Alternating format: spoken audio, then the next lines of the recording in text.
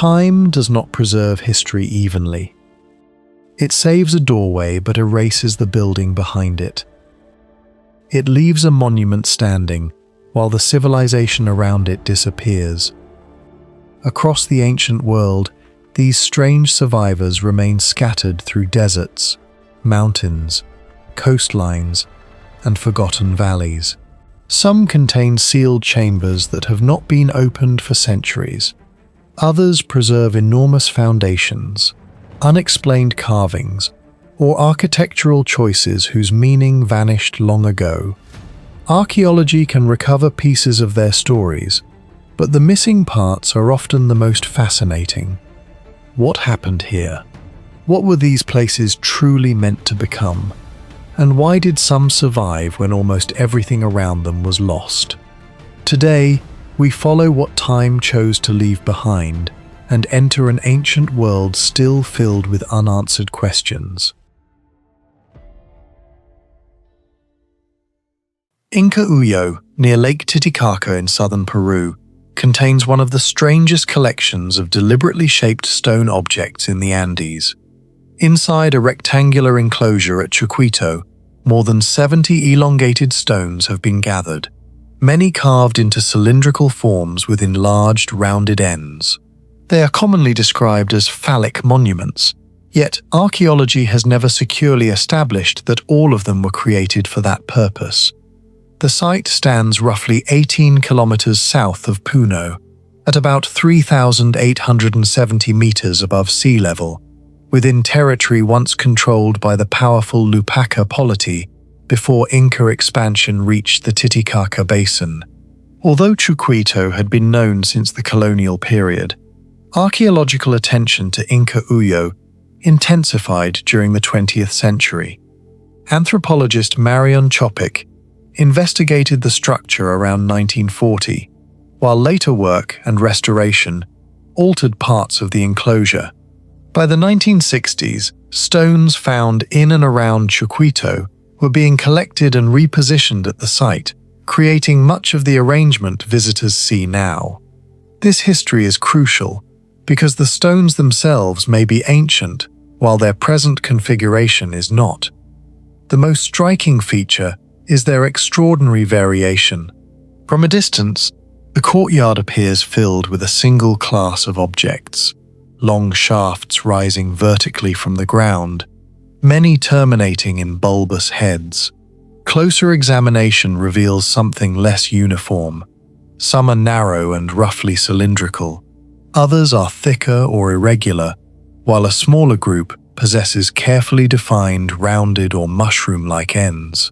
Research examining the assemblage has argued that only about 14 of more than 70 stone elements display the pronounced mushroom-shaped form, often associated with the site's reputation. The remainder vary considerably in proportions and workmanship. This creates an immediate archaeological problem. If the stones formed a unified collection of fertility symbols, why were so many carved differently? The popular explanation identifies them as representations of the male reproductive organ, and consequently describes Incahuillo as a fertility temple. In an Andean context, such an interpretation is not inherently implausible. Agricultural fertility, reproduction, water, and the regeneration of landscapes were deeply embedded within ritual systems throughout the region. Yet resemblance alone cannot establish function. The archaeological context that might have resolved the question has largely disappeared, and several stones possess features that point toward a completely different use. Their elongated bodies and shaped ends resemble stone pegs known from Inca architecture, where projecting elements could be incorporated into walls and associated with roofing, fastening, or structural systems. If even part of the assemblage consisted of architectural components, their original orientation may have been horizontal rather than vertical. That possibility radically changes what Incahuillo appears to represent. A stone standing upright in the courtyard can look unmistakably anthropomorphic or phallic, but rotate the same object 90 degrees and embed its narrow end inside masonry, and it becomes an architectural projection. Without the original walls surrounding these objects, both interpretations remain difficult to test. The mystery is therefore not simply why ancient craftsmen carved dozens of unusual shapes from stone, but whether objects that now appear related ever belonged together at all. The differences between them deepen the problem. Several examples have enlarged heads that seem more elaborate than would be necessary for an ordinary structural peg. Their surfaces show intentional shaping rather than accidental resemblance produced by fractured rock. Some terminate in rounded caps, while others broaden abruptly into forms resembling mushrooms. This has encouraged proposals that at least some were symbolic objects rather than construction components. Yet treating every elongated stone as the same type of artifact creates the opposite problem. The assemblage may combine objects from different periods, buildings and functions that were eventually brought into one enclosure.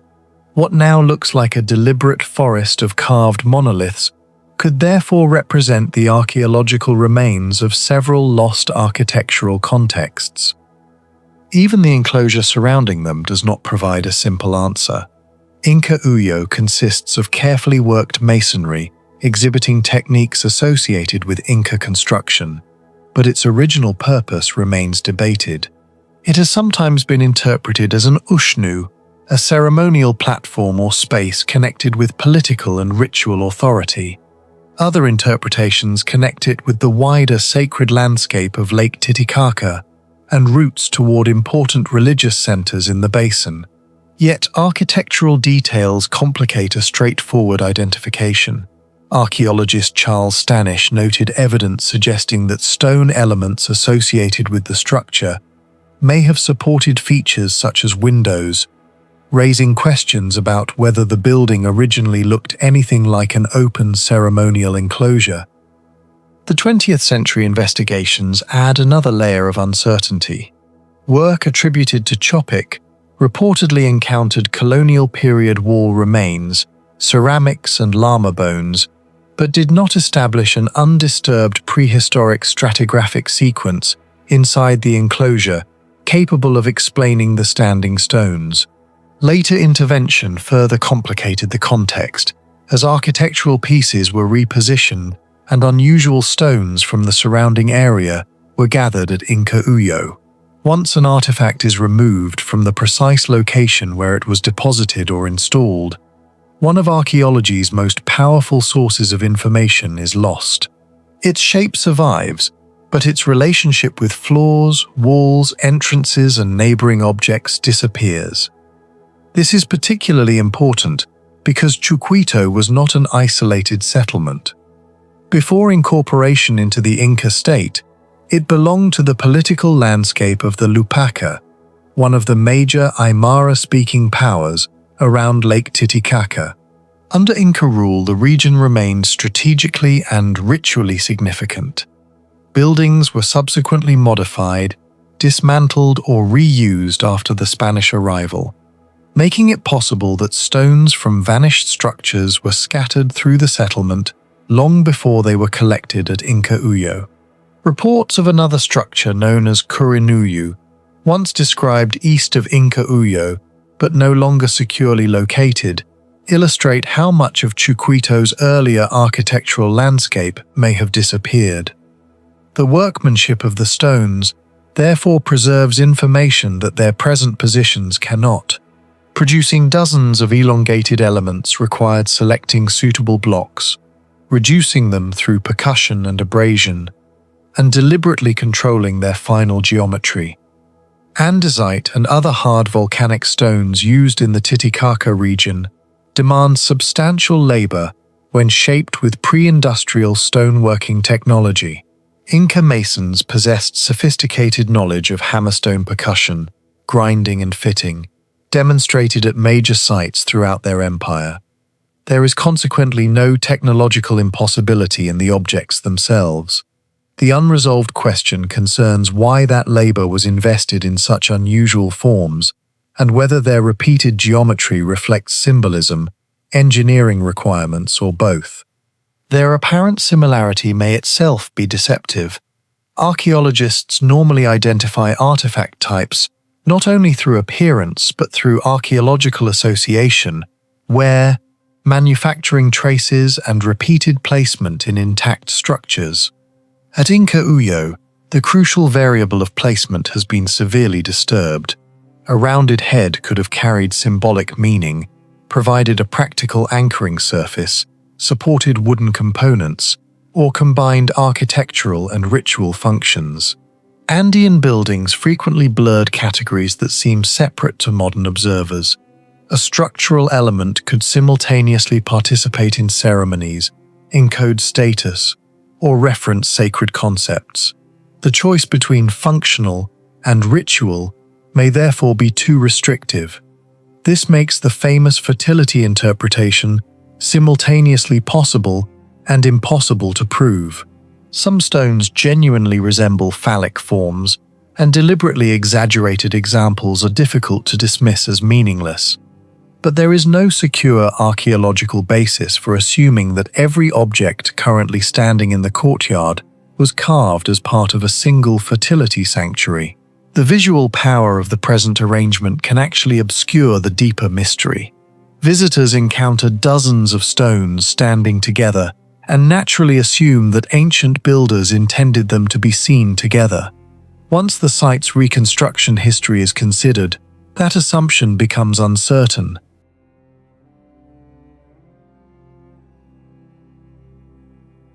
Şapanua, in Çorum Province, central Turkey, preserves a Hittite landscape where stone, water, architecture, and ritual were deliberately brought together. More than 3,000 years ago, builders here did not merely place structures over the terrain. In several areas around the ancient center, they modified the ground itself, leaving cut surfaces, channels, basins, foundations, and water installations whose exact functions are still being reconstructed. The importance of Şapanua became clear after archaeological work began at Ortaköy in 1990 under Aygül and Mustafa Suel. Excavations revealed monumental Hittite buildings and thousands of cuneiform tablets and fragments, establishing the settlement as a major political and religious center of the 2nd millennium BCE. Yet the written archive created an unexpected problem. Although the texts illuminate administration, ceremonies, deities, and the movement of people and goods, they do not provide a simple explanation for every altered stone surface found within the wider landscape. The physical remains therefore have to be interpreted alongside a religious system in which mountains, springs, rivers, and water itself could possess sacred significance. This becomes especially intriguing at Arlanu, roughly 2 kilometers from the main excavation area, where archaeologists uncovered an extraordinary Hittite water installation. Rather than being a simple well dug wherever groundwater happened to be accessible, the complex was deliberately engineered as part of a carefully organized landscape. Excavations revealed stone-built arrangements associated with water collection and management, demonstrating that considerable labor had been invested in controlling how water entered, accumulated, and moved through the site. Large stones were shaped and positioned to form stable boundaries, while the surrounding terrain was modified to accommodate the installation. The result raises a question that cannot be answered by engineering alone.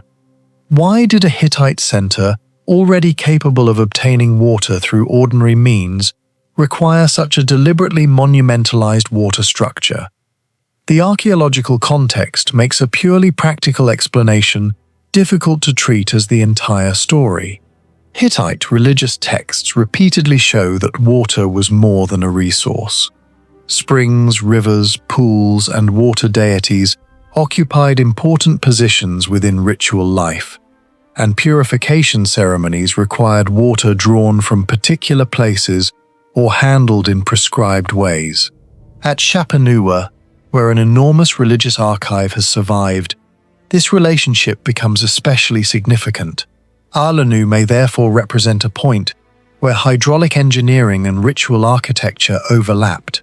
Water could have been collected efficiently, while simultaneously being incorporated into ceremonies whose details have disappeared. This dual possibility is what makes the installation unusual. Nearly every feature that can be explained mechanically can also acquire a second meaning when placed inside the Hittite religious landscape. The mystery deepens because the surviving stone preserves only the durable skeleton of the original system. Wooden elements, coverings, containers, fittings, gates, and other components could vanish completely over 3 millennia, leaving archaeologists with channels, cut surfaces, masonry, and changes in elevation, but not necessarily the mechanisms that once connected them. A groove in stone might have guided water, supported another structural component, or performed both functions at different moments. A deliberately prepared surface could have supported architecture that no longer exists. Even where the direction of water movement can be reconstructed, determining what people were expected to do beside that water is much harder. Engineering can reveal how a system functioned physically. It cannot automatically reveal why that movement mattered to the people who designed it. That distinction is crucial because Hittite ritual frequently depended upon controlled sequences. Ceremonies could involve purification, offerings, libations, processions, and the movement of sacred objects between designated locations. If water from Arlinu participated in such activities, then its path through the installation may have been intentionally regulated rather than merely drained or stored. A channel cut or constructed to carry water from one point to another could have defined part of a ritual sequence, while basins or collection areas might have determined where water was accessed. Without the missing ceremonial actions, however, the surviving stone can resemble infrastructure stripped of its instructions. Archaeologists can measure the physical system, but the behavior once organized around it must be reconstructed indirectly from texts and parallels elsewhere in the Hittite world. Shapinua itself makes this problem unusually compelling because the settlement was clearly important enough to support monumental construction. Archaeological research has identified substantial buildings built with massive stone foundations, including the structure conventionally known as Building A, while the tablet archive demonstrates connections reaching through the Hittite state. The settlement flourished during the 2nd millennium BCE and appears to have held major administrative and religious importance, particularly during the 14th century BCE. This was therefore not a community improvising crude solutions with limited knowledge. Its builders understood masonry, drainage, foundations, storage, and large-scale organization. When considerable effort was directed toward water installations and modifications of the surrounding terrain, that investment was probably deliberate. This is also why apparently simple alterations to natural stone deserve attention.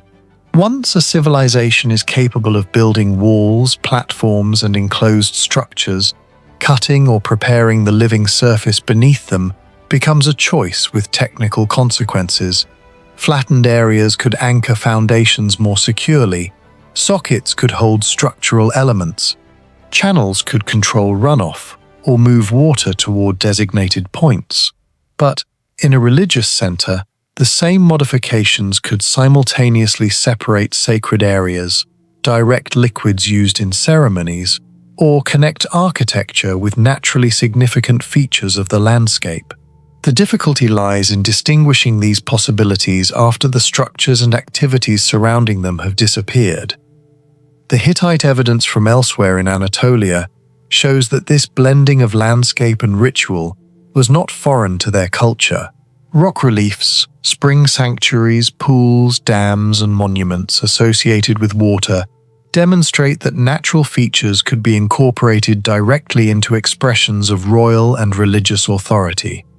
Shapinua belongs within that broader tradition, yet Arlinu remains valuable precisely because it does not reduce neatly to a single monumental image.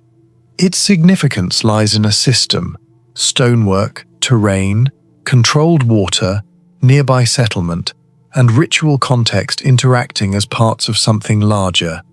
The archaeological remains reveal the physical arrangement, while the tablets reveal a society deeply concerned with maintaining correct relations between humans, gods, places, and natural forces. What is missing is the direct bridge connecting a particular carved or constructed feature to a particular ceremony. There is another complication. Archaeological landscapes rarely survive as frozen moments. Chapanua was occupied, altered, damaged, abandoned, and subjected to more than 3,000 years of erosion and later activity. Water itself changes the structures built to control it, carrying sediment, enlarging weaknesses, and obscuring original surfaces. Later human use can introduce additional modifications. Consequently, researchers must determine not only what a channel or prepared surface did, but whether every visible element belongs to the same construction phase. A system that now appears incomplete may once have been far more extensive, and portions interpreted independently may originally have operated together.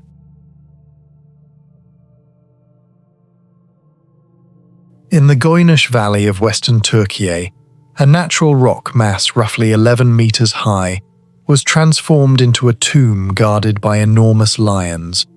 Yet the strangest carvings are not the animals themselves.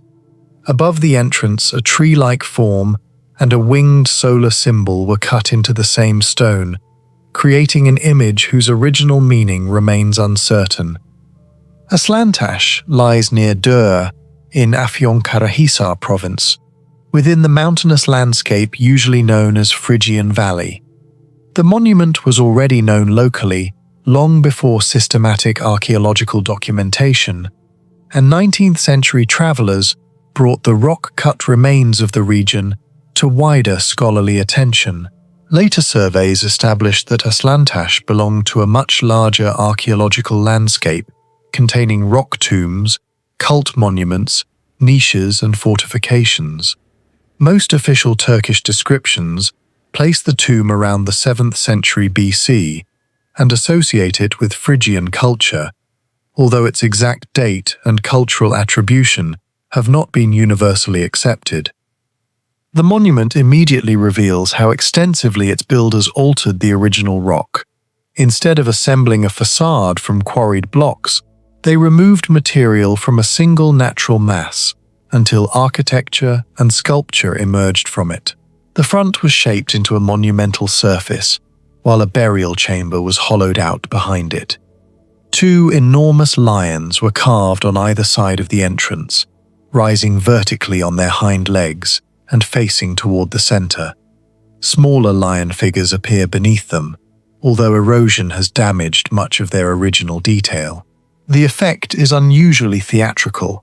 The doorway is visually compressed between animals that seem to dominate the entire face of the rock. Yet the chamber behind this enormous exterior is comparatively modest, suggesting that much of the labor was devoted not to increasing usable space, but to creating a symbolic facade visible from outside. That contrast becomes more difficult to explain when attention moves directly above the doorway.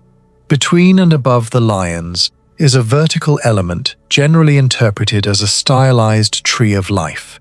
Associated with it is a winged solar disk, its wings extending horizontally across the stone. These are not isolated scratches or later additions. They form part of a carefully organized composition, occupying the most important position on the facade, directly over the threshold separating the outside world from the burial chamber. Whoever designed Aslantash therefore appears to have combined the entrance, lions, tree, and celestial emblem into a single visual statement, but no inscription survives beside them, explaining what that statement meant. The tree of life interpretation is itself significant because tree imagery had deep roots throughout the ancient Near East and Anatolia. Sacred or stylized trees appear in different forms in Hittite, Neo-Hittite, Assyrian, and neighboring artistic traditions, where they could be associated with divine order, fertility, kingship, continuity, or sacred space. The winged solar disk had an equally long history and was used in different political and religious contexts across Egypt and the Near East, before appearing in Anatolian visual traditions. This creates a problem for Aslantash. Recognizing the forms does not automatically reveal their meaning. A symbol borrowed from another artistic tradition could acquire a different significance when placed above a Phrygian tomb, and the absence of explanatory writing prevents archaeologists from determining whether the combination referred to a particular deity, royal authority, protection of the dead, rebirth, cosmic order, or several ideas at once. Its placement may provide the strongest clue. The tree-like element rises along the central axis of the facade, while the winged form spreads outward above the entrance, and the lions frame the composition from both sides. This degree of symmetry suggests deliberate planning rather than decorative improvisation. The doorway effectively becomes the center of a symbolic system carved into the living rock. If the lions functioned as guardians, the tree and solar disk may have represented something associated with the status or transition of the deceased, yet that remains an interpretation rather than a deciphered message. No surviving text identifies the person buried inside, and there is no contemporary description of ceremonies performed here. Even the common assumption that the tomb belonged to a ruler or aristocrat depends largely on the monumentality of the facade and the labor invested in it. The uncertainty becomes deeper because Aslantash does not fit comfortably into every expectation of Phrygian rock architecture. The conventional chronology places it in the 1st millennium BC, often around the 7th century BC, but alternative studies have argued for an earlier Anatolian origin. Çetin Şahin, for example, proposed that Büyük Aslantaş could belong to a Hittite tradition and potentially date as far back as the 13th century BC. Part of the argument concerns architectural characteristics that differ from later Phrygian monuments, including the absence of a typical pediment and aspects of the burial chamber. This interpretation is not the established consensus, but it exposes an important archaeological difficulty. Stylistic motifs such as lions, sacred trees, and winged solar imagery crossed cultural boundaries, making them dangerous tools for dating a monument when inscriptions and securely associated archaeological deposits are absent. The surrounding valley makes the question even harder. Only about 70 to 80 meters away stands Yalantash, another monumental rock tomb whose original facade also carried large lion reliefs. Much of Yalantash has collapsed, leaving enormous carved fragments scattered around the rock. Roughly half a kilometer away is Maltash, another major Phrygian rock monument associated with religious activity. The concentration of modified rocks indicates that Aslantash was not an isolated experiment. Its builders were working within a landscape where natural stone surfaces were repeatedly turned into tombs, facades, niches, steps, and cult installations. The rock itself seems to have mattered, because these monuments were not simply buildings positioned in the landscape. Parts of the landscape were deliberately converted into architecture. There are indications that this transformation continued onto the upper surface of Aslantash. Worked areas and step-like features have been reported above the tomb, while descriptions of the monument have also associated the upper rock with altar-like installations and offering hollows. Their exact relationship to the burial below is difficult to reconstruct, particularly after more than 2.5 millennia of erosion. If these features belong to the original funerary complex, however, activities may have occurred both inside the chamber and on the rock above it. That possibility would help explain why the monument was conceived as an entire sculpted mass rather than merely a decorated entrance, but without surviving ritual texts or intact deposits. the sequence of ceremonies remains unknown. The engineering process is equally obscure, although nothing about it requires a lost technology. Workers using iron tools available in Iron Age Anatolia could progressively cut and dress the relatively workable volcanic rock, but Aslantash demanded careful planning because the facade, reliefs and chamber were all extracted from one mass. Material removed incorrectly could not simply be replaced. The builders had to establish the central doorway, preserve sufficient stone for the projecting lions, maintain the symbolic composition above them, and hollow out the chamber without destroying the exterior structure. Tool marks and comparisons with other Phrygian monuments can reveal aspects of stoneworking, but no surviving construction record tells us how the design was measured, how many craftsmen participated, or in what order the major elements were carved. Great Zimbabwe, in southeastern Zimbabwe, contains a stone enclosure where a narrow passage approaches a massive tower that has no doorway, no chamber, and apparently nowhere to enter. The ruins became widely known outside local communities after the German explorer Karl Mauck reached them in 1871, although the site had long been known to people living in the region. Later archaeological work established that Great Zimbabwe was an African urban and political center constructed by ancestors of the Shona-speaking peoples, flourishing mainly between the 11th and 15th centuries.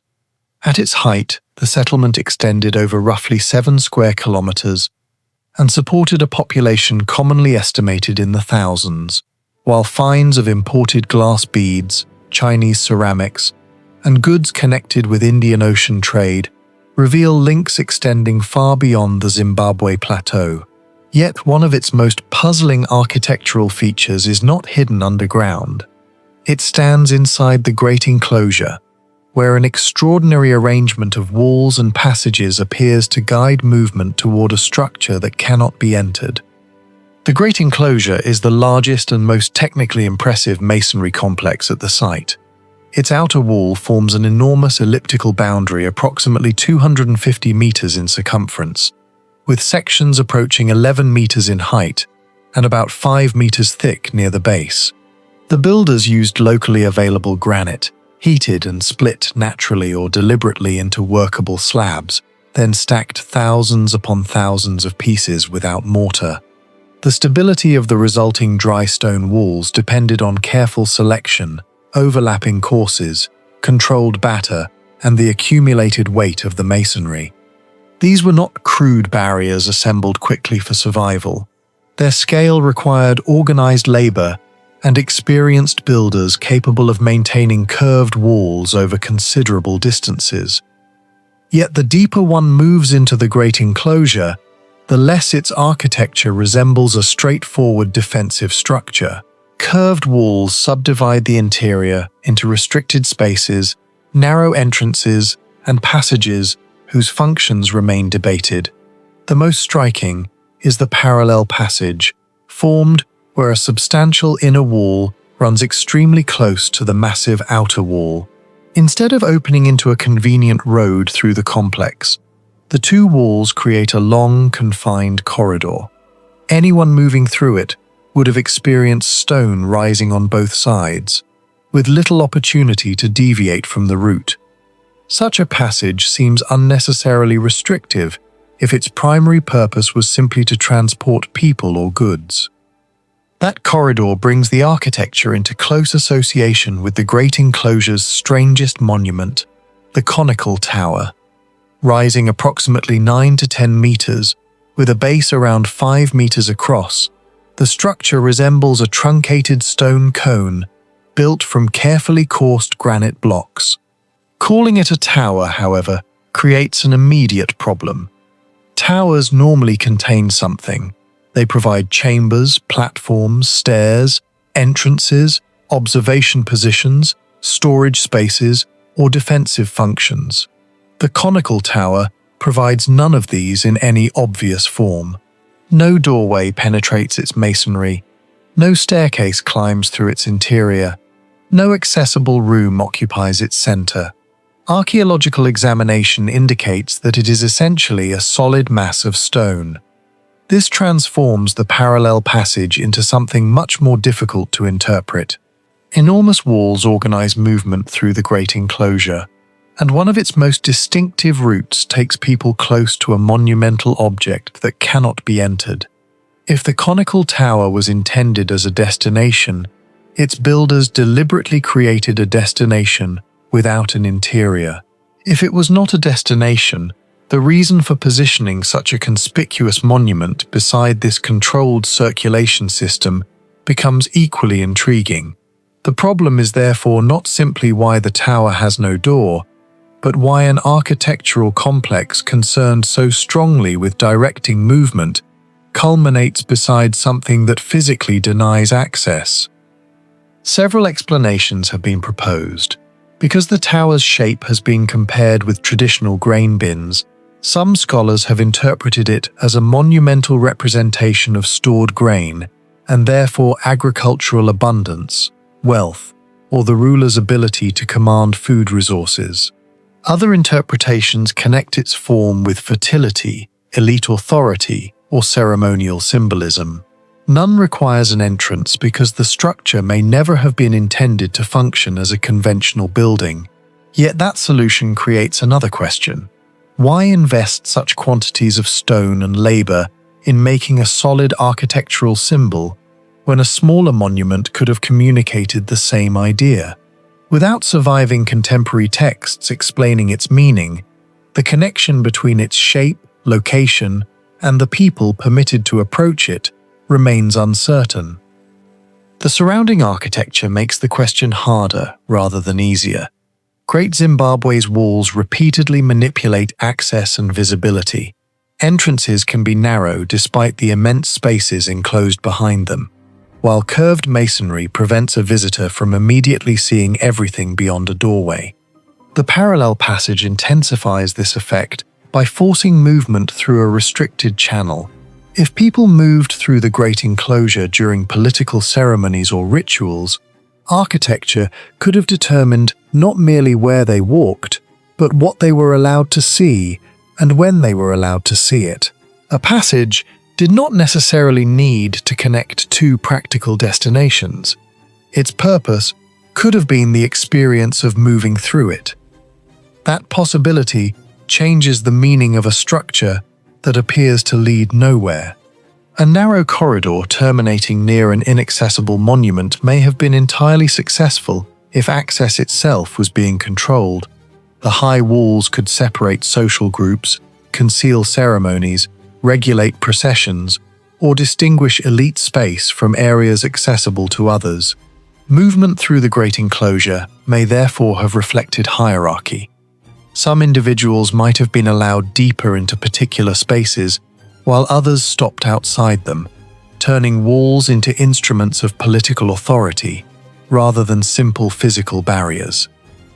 There is archaeological reason to be cautious, however, because the great enclosure did not emerge from a single construction event. Great Zimbabwe developed over centuries, and its masonry was modified as the settlement changed. Walls were extended, entrances altered, spaces subdivided, and circulation routes reorganized. A passage that appears strangely isolated in the surviving plan may once have interacted differently with structures that have disappeared. Some apparently purposeless spaces could therefore be the surviving remains of several architectural phases superimposed on one another. This complicates any attempt to reconstruct exactly how a person moved through the enclosure at a particular moment in its history. Even with that warning, the conical tower remains unusually difficult to reduce to a lost doorway or vanished roof. Its solid construction is fundamental to its design. The builders were capable of producing sophisticated entrances, freestanding walls, and carefully engineered passages elsewhere in the complex. Yet here, they intentionally accumulated masonry into a huge, inaccessible mass. The absence of an entrance therefore appears less like damage and more like a deliberate architectural choice. Its placement beside one of Great Zimbabwe's most confined routes makes that choice especially significant. Someone moving through the parallel passage could approach the tower, see portions of its rising stone surface and experience its scale, but could never cross a threshold into it because no threshold existed. The monument could be approached but not occupied. It possessed the visual language of architecture without providing the internal space normally expected from architecture. Arsa on the Nymphaios, in southeastern Turkey, contains one of the strangest rock-cut features of the ancient kingdom of Commagene.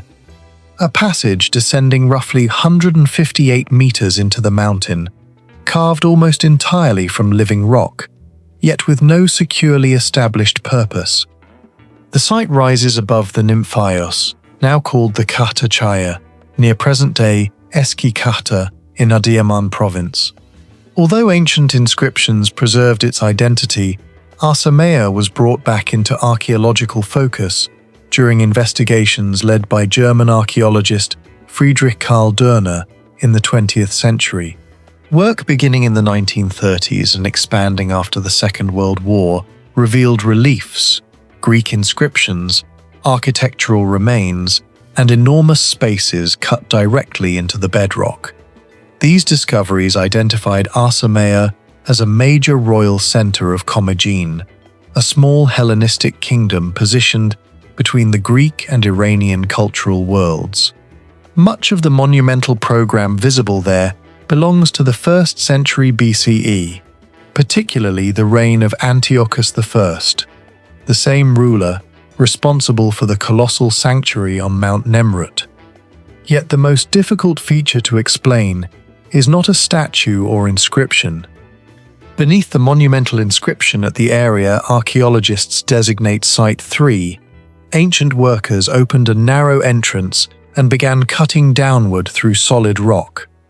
The resulting passage reaches approximately 158 meters in length, making it an extraordinary investment of labor for a feature whose final function remains uncertain. It is not simply a shallow ceremonial niche. The passage continues into the mountain along a steep descending course, removing a substantial volume of stone and carrying anyone entering it away from daylight.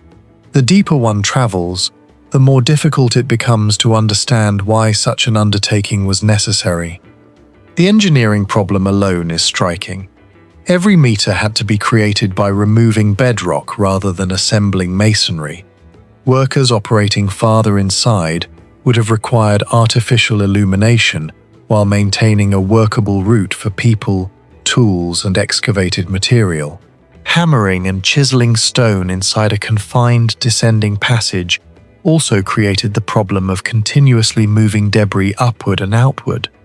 Even without invoking any lost technology, the project represents careful organization and prolonged physical labor. What archaeology cannot provide is the document that would matter most, an explanation of why the passage needed to extend nearly 160 meters into the mountain. Its position makes the question even more intriguing. Immediately above the entrance is one of Arsa most important monuments, a monumental Greek inscription commissioned by Antiochus I. The text contains 256 lines arranged in 5 columns and describes the foundation of Arsa, religious regulations, festivals, priestly duties, and the hierothesion associated with Antiochus's father, Mithridates I Callinicus. Beside this ceremonial landscape appears a dexiosis relief, showing a Commagene ruler clasping hands with Heracles. Royal authority, divine imagery, written ritual law, and an entrance descending underground were therefore concentrated within the same carefully modified section of mountain. This association has encouraged interpretations of the passage as part of a religious or funerary complex, but identifying a ritual landscape is not the same as explaining the tunnel itself.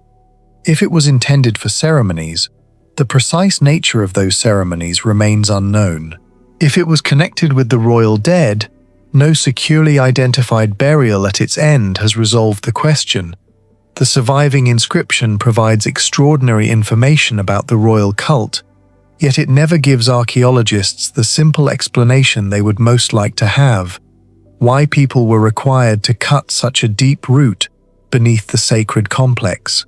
The contrast is remarkable because Archaeology preserves hundreds of lines explaining how royal worship was to operate, while leaving one of its largest physical modifications unexplained.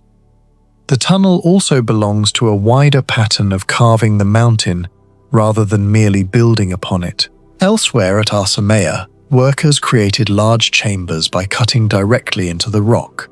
At Site 1, a substantial artificial chamber was hollowed from the mountainside, accompanied by stairs and other modified surfaces. These spaces have been discussed in connection with funerary and cult activity, but their exact roles remain debated. Instead of transporting blocks and constructing enclosed rooms in the conventional way, the builders sometimes treated the mountain itself as the raw architectural material, removing stone until the required space existed inside it. That choice becomes more significant when viewed alongside the royal ideology of Commagene. Antiochus I created sanctuaries in which the ruling dynasty was closely associated with deities drawn from both Greek and Iranian traditions. At Archaeology, reliefs depict ritual handshakes between rulers and divine figures, while the inscriptions establish permanent rules for ceremonies and royal commemoration. Stone was therefore more than a convenient construction material. By cutting images, texts, platforms, chambers, and passages into the landscape, the dynasty could make its religious program appear physically inseparable from the mountain. Even the great inscription preserves evidence of deliberate alteration. Archaeological study indicates that traces of an earlier inscription existed on the rock surface before the surviving text was carved, with the previous writing carefully erased. Only fragments of its letters remain detectable. Whatever message once occupied that surface was replaced by the enormous program of Antiochus. This creates another unresolved layer. Scholars can recognize that the stone was rewritten, but the destroyed text cannot be reconstructed well enough to explain exactly what was removed or why replacing it was considered necessary. The same uncertainty surrounds the burial of Mithridates. Antiochus explicitly refers to his father's hierothesion, a sacred funerary monument connected with royal cult. Yet the precise location of Mithridates' remains has never been established beyond dispute. Proposed locations include areas of the Acropolis and rock-cut structures elsewhere in the complex. This matters because identifying the tomb could clarify the underground architecture. If the descending passage belonged directly to a royal funerary program, its relationship with the hierothesion might explain the extraordinary effort spent penetrating the mountain. Without that missing connection, however, the tunnel remains physically measurable but functionally elusive. Its dimensions make dismissing it as an incidental feature difficult. A passage approaching 160 meters represents a deliberate decision repeated through thousands of blows into bedrock. The workers had to continue downward long after the entrance disappeared behind them, and whoever ordered the project had to consider the result valuable enough to justify the labor. Yet the surviving archaeological evidence has not produced a universally accepted practical destination that explains that investment. A water system, an ordinary access corridor, or a simple storage space does not comfortably account for its placement within a monumental religious setting, while more dramatic interpretations involving secret rites or symbolic journeys into an underworld go beyond what the evidence can demonstrate. This is where Archaeology becomes especially unusual. Archaeologists know the dynasty responsible for much of the site can place its major monumental phase in the 1st century BCE, can read the extensive Greek text carved across its cliff, and can identify the gods and rulers represented beside it. The mystery does not exist because the civilization is completely unknown. It exists because so much information survives, while the purpose of one of the largest features carved into the mountain remains uncertain. Along the Red Sea escarpment, on a wind-exposed plateau more than 2,600 meters above sea level, Quarries at first appears to be a modest cluster of ruins.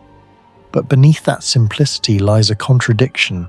Here, in an environment defined by water scarcity, thermal stress and erosion, ancient builders created a settlement that not only endured, but operated with a level of engineering logic comparable to far more advanced civilizations. The most unsettling mystery is not what was built, but how every part of the system seems to solve problems with an efficiency that should not have been possible with the tools and knowledge of its time. Although local populations had long known of the ruins, Quarries entered formal archaeological awareness in the early 20th century, during surveys of the Eritrean highlands conducted under Italian colonial administration. Subsequent expeditions throughout the 20th century mapped the plateau, revealing an extensive network of terraces, reservoirs, temples, and domestic structures spread across several square kilometers. Artifacts recovered, including inscriptions in the South Arabian script and architectural parallels, linked the site to the Kingdom of Aksum, a major trading power between roughly the 1st and 7th centuries CE. Yet even with this cultural attribution, the technological coherence of Quarries remained unexplained. Excavations produced fragments of a civilization but not the blueprint behind it. The defining constraint of Quarries is water. The plateau lacks any permanent river, and modern rainfall averages between approximately 300 and 500 millimeters annually, highly seasonal and unreliable. Yet archaeological evidence indicates a settlement capable of supporting a substantial population. At the center of this paradox stands the Saphira Dam, an ancient structure designed to capture and store runoff from rare rain events. Combined with rock-cut cisterns and channel systems, the plateau forms an integrated hydraulic network. Estimates suggest that even a modest reservoir capacity of several thousand cubic meters could sustain hundreds, possibly thousands of inhabitants if managed efficiently. This implies not only construction capability, but hydrological foresight understanding runoff patterns, evaporation rates, and storage efficiency. Comparatively, Roman cistern systems such as those in North Africa relied on similar principles, but were typically supported by formalized surveying tools, standardized measurements, and written engineering traditions. At Quarries, no such documentation has been found. The system exists, functions logically, yet lacks an identifiable knowledge framework. The architecture of Quarries is dominated by dry stone masonry, carefully shaped blocks assembled without mortar. This technique is widespread in ancient construction, from Mediterranean terraces to Andean walls. However, the execution here introduces a critical anomaly. Stone blocks are fitted with remarkable precision, reducing voids and enhancing structural stability. In many locations, walls remain standing after nearly 2,000 years of exposure. The precision suggests controlled shaping, yet there is limited evidence of advanced metal tools typically associated with such work. From an engineering standpoint, such tight-fitting construction reduces internal stress distribution and increases resistance to lateral forces, including wind and minor seismic activity.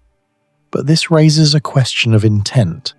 In a resource-limited environment, why invest labor into achieving a level of precision beyond what is structurally necessary? This pattern echoes other ancient sites such as Inca stonework at Machu Picchu, where precision appears to exceed immediate functional requirements. In both cases, the construction implies a deeper understanding of material behavior than the archaeological record clearly supports. The most difficult mystery to reconcile is not structural design, but material survival. High-altitude plateau environments impose extreme stress on stone construction. Daily temperature fluctuations can exceed 20 degrees Celsius, producing cycles of thermal expansion and contraction.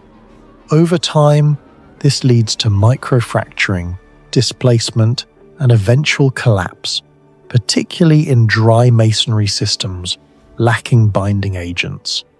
Wind erosion further accelerates degradation, especially in exposed terrains such as Quarries. Under such conditions, many ancient dry stone structures elsewhere show significant collapse within centuries. Yet at Quarries, numerous walls and terraces remain partially intact after nearly 2 millennia. Stones show limited displacement. Structural lines remain coherent. In some cases, surface textures suggest deliberate shaping or finishing that may influence weather resistance. From a material science perspective, durability at this scale implies one or more of the following. Careful selection of lithology, choosing stone types with low porosity and high Mcalmet to thermal stress. Optimization of block geometry, minimizing stress concentrations and improving load distribution. Possible surface treatment, whether through polishing, heat exposure, or other unknown methods that alter erosion rates. The absence of binding material makes this even more striking. Stability emerges purely from geometry, mass, and friction. When compared to other ancient sites exposed to similar climates such as dry stone settlements in the Levant or North Africa, Quarries' preservation appears disproportionate. It does not simply survive. It persists beyond what environmental models would predict. Beyond individual structures, the plateau reveals signs of coordinated planning. Terraces are aligned to maximize land use and possibly control runoff. Pathways connect elevated and lower zones efficiently. Architectural clusters suggest zoning, domestic, ceremonial, and possibly administrative.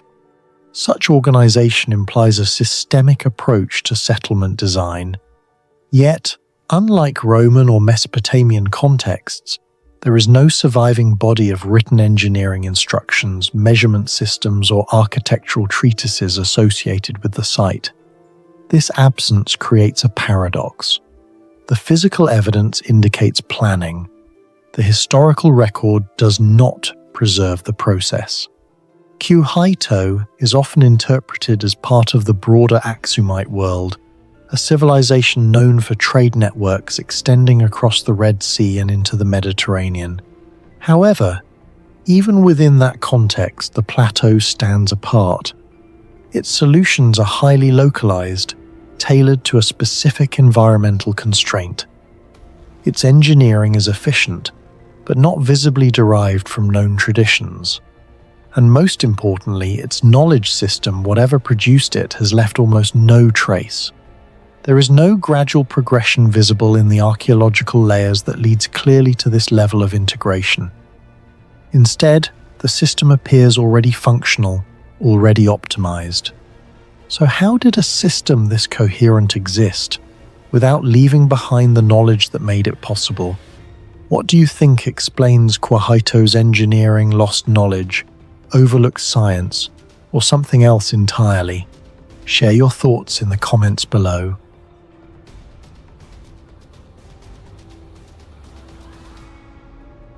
In northern Poland, on the marshy shores of Lake Biskupin, lies one of the most unsettling archaeological contradictions in Europe, Biskupin. Dating to around the 8th century BCE, this settlement should have been primitive, temporary, and structurally inconsistent, like most Iron Age communities across Central Europe. Yet what archaeologists uncovered was something disturbingly precise. A fully planned settlement laid out in a geometric grid, with nearly identical houses, standardized streets, and a defensive perimeter, all constructed entirely from wood. And the mystery is not simply that Biskupin exists, but that it exhibits a level of planning, measurement, and execution that appears disproportionate to the tools, materials, and technological framework of its time. Biskupin was discovered in 1933, when unusually low water levels in Lake Biskupin exposed rows of wooden posts, and a local schoolteacher named Walenti Swaiger recognized their unnatural alignment and alerted archaeologists, leading to excavations directed by Josef Kostrevski that soon revealed an entire submerged settlement remarkably preserved beneath layers of peat and waterlogged sediment, while dendrochronological analysis, or tree ring dating, later confirmed that many of the oak timbers used in construction were felled around 748 BCE, with variations of only a few years, a level of synchronization that strongly implies coordinated, large-scale construction rather than gradual organic growth.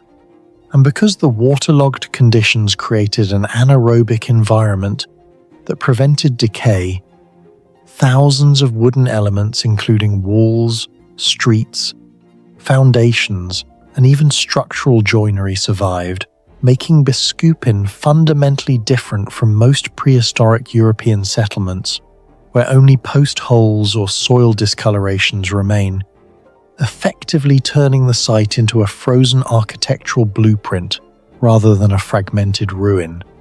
The settlement covers approximately 2 hectares and consists of roughly 100 houses arranged in parallel rows, with 11 streets, each about 2.5 to 3 meters wide, running between them in a near-perfect grid, and each house measuring approximately 8 to 9 meters in length and 6 to 8 meters in width with minimal variation, a degree of uniformity that is statistically improbable in a society lacking written architectural plans or standardized measurement tools, especially when compared to most contemporary Lusatian culture settlements, which typically display irregular layouts shaped by terrain and gradual expansion. And even early Mediterranean urban centers of the same era rarely exhibit such strict orthogonality, leading to the conclusion that Biskupin was not built incrementally over generations, but instead planned, measured, and executed as a single coordinated project. Wood is inherently vulnerable to rot, insects, and environmental degradation. Yet at Biskupin, more than 2,000 years later, thousands of wooden elements remain intact, and scientific analysis suggests that the builders primarily used oak, a hardwood known for its durability, placing it in water-saturated soil where oxygen levels were low enough to inhibit microbial decomposition. But the deeper question remains unresolved, because if the builders intentionally selected such an environment to preserve their structures, then their understanding of ecological conditions would reflect a level of environmental engineering rarely attributed to Iron Age societies. Whereas if this preservation was accidental, then Biskupin represents an extraordinary convergence of natural conditions that happened to protect a complex settlement in remarkable detail.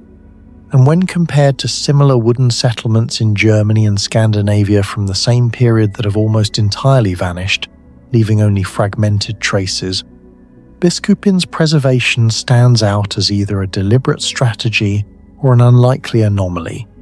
The most unsettling aspect of Biskupin lies in its construction techniques, where wooden beams show evidence of careful shaping, consistent dimensions, and tightly fitted joints, with horizontal logs interlocked with vertical posts through joinery methods that minimize gaps and enhance structural stability.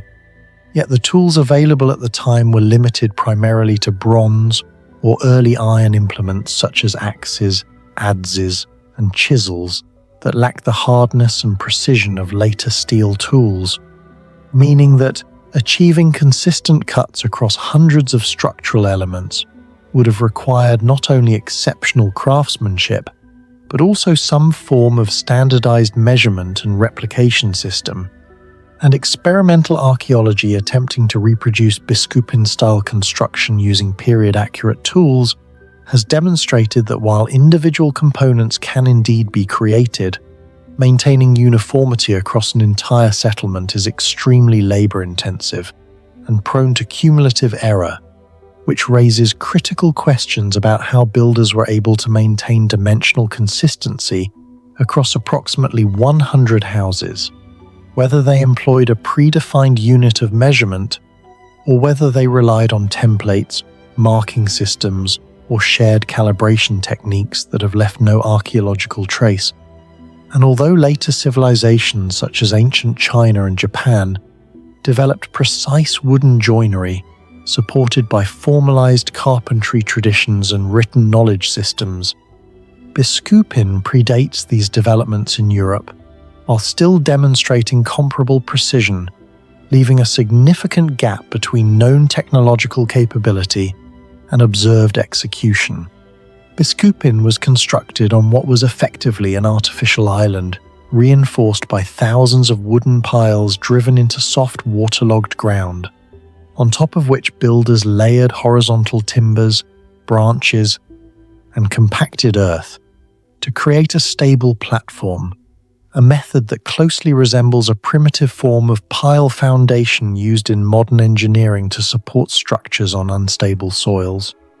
And because load distribution across such a system requires an understanding, whether intuitive or empirical, of weight, pressure, and ground response, the fact that archaeological evidence shows no major structural collapse suggests that the builders achieved a functional balance despite the challenging environment.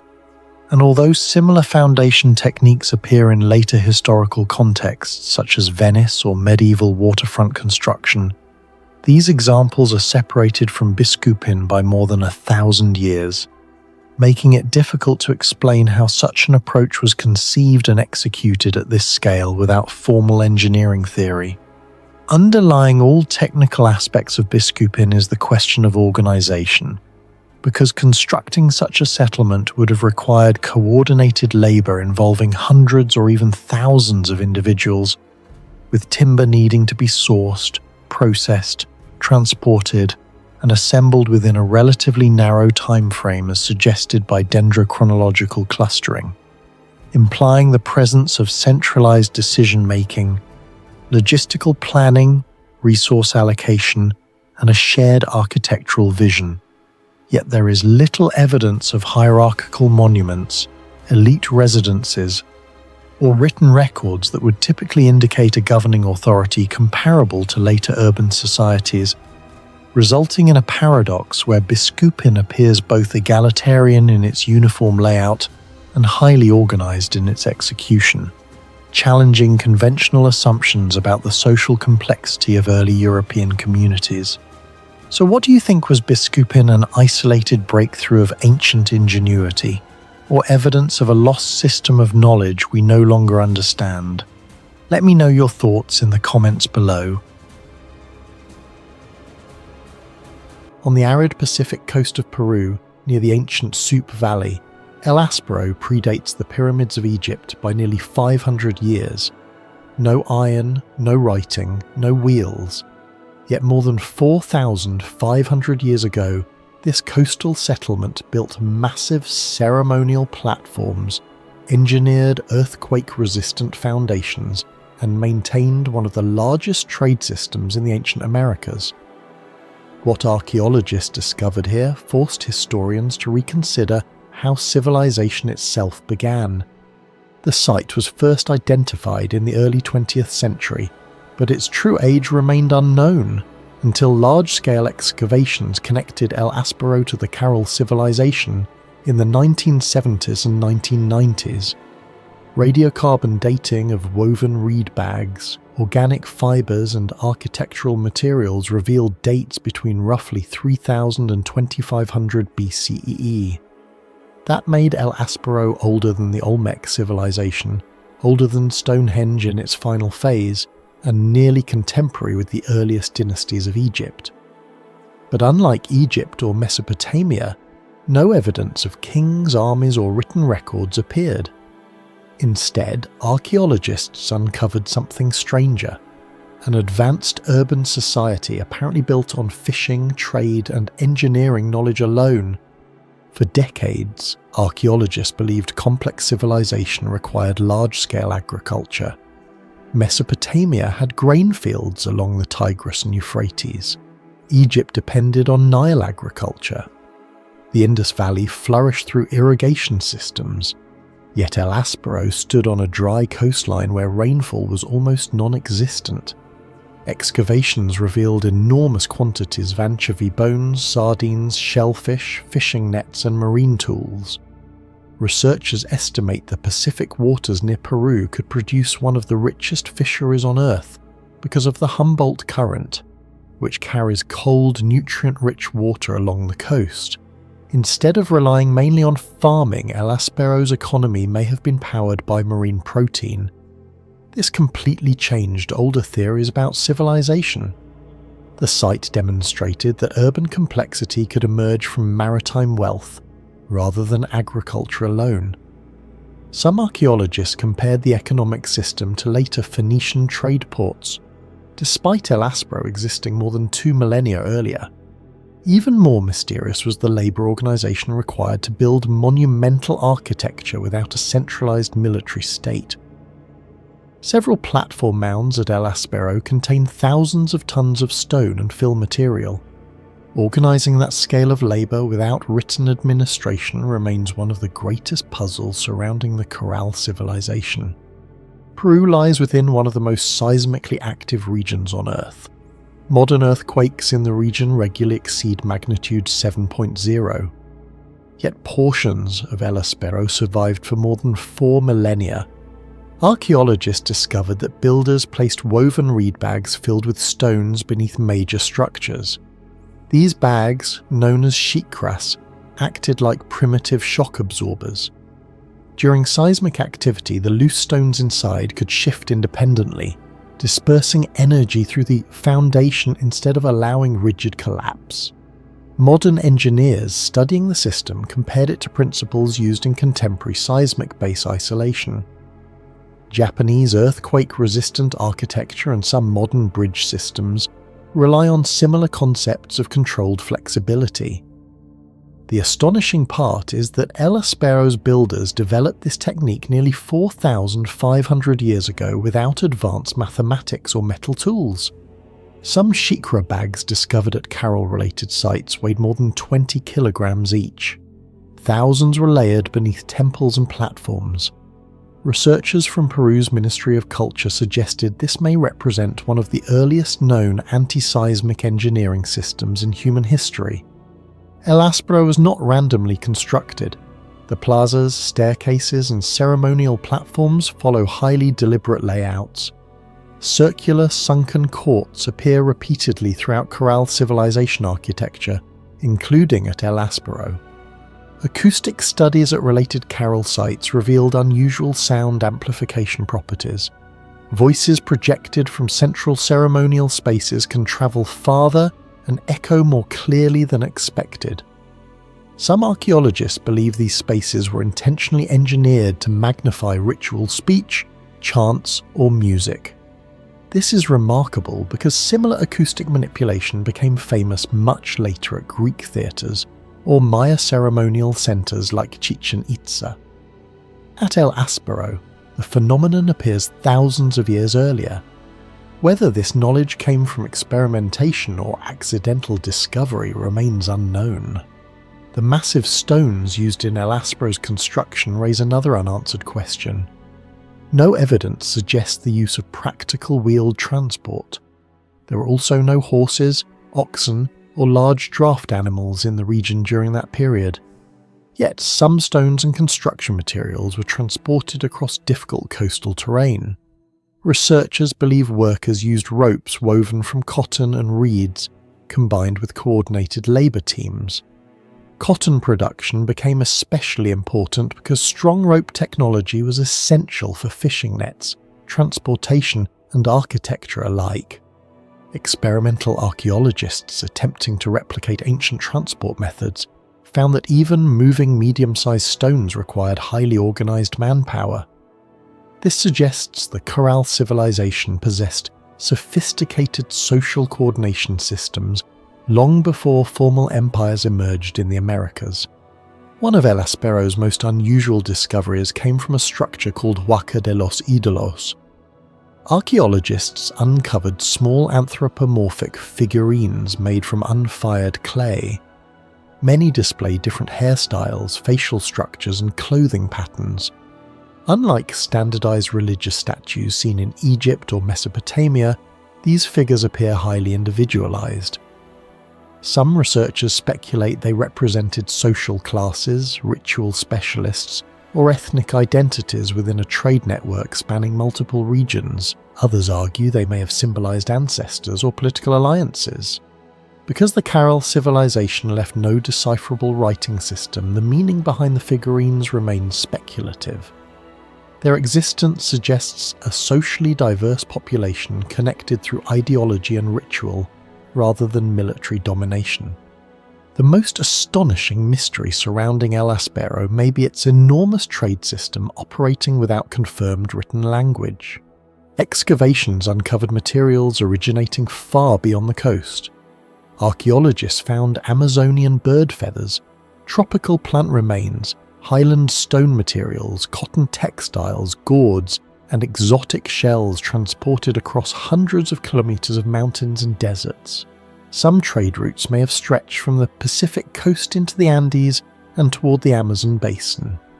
Maintaining such a network should have required accounting systems, resource tracking, and political coordination. In Mesopotamia, trade expansion was closely tied to the invention of cuneiform writing around 3200 BCE. Egyptian administration relied heavily on hieroglyphic record-keeping, but at El Aspero, no formal writing system has been conclusively identified.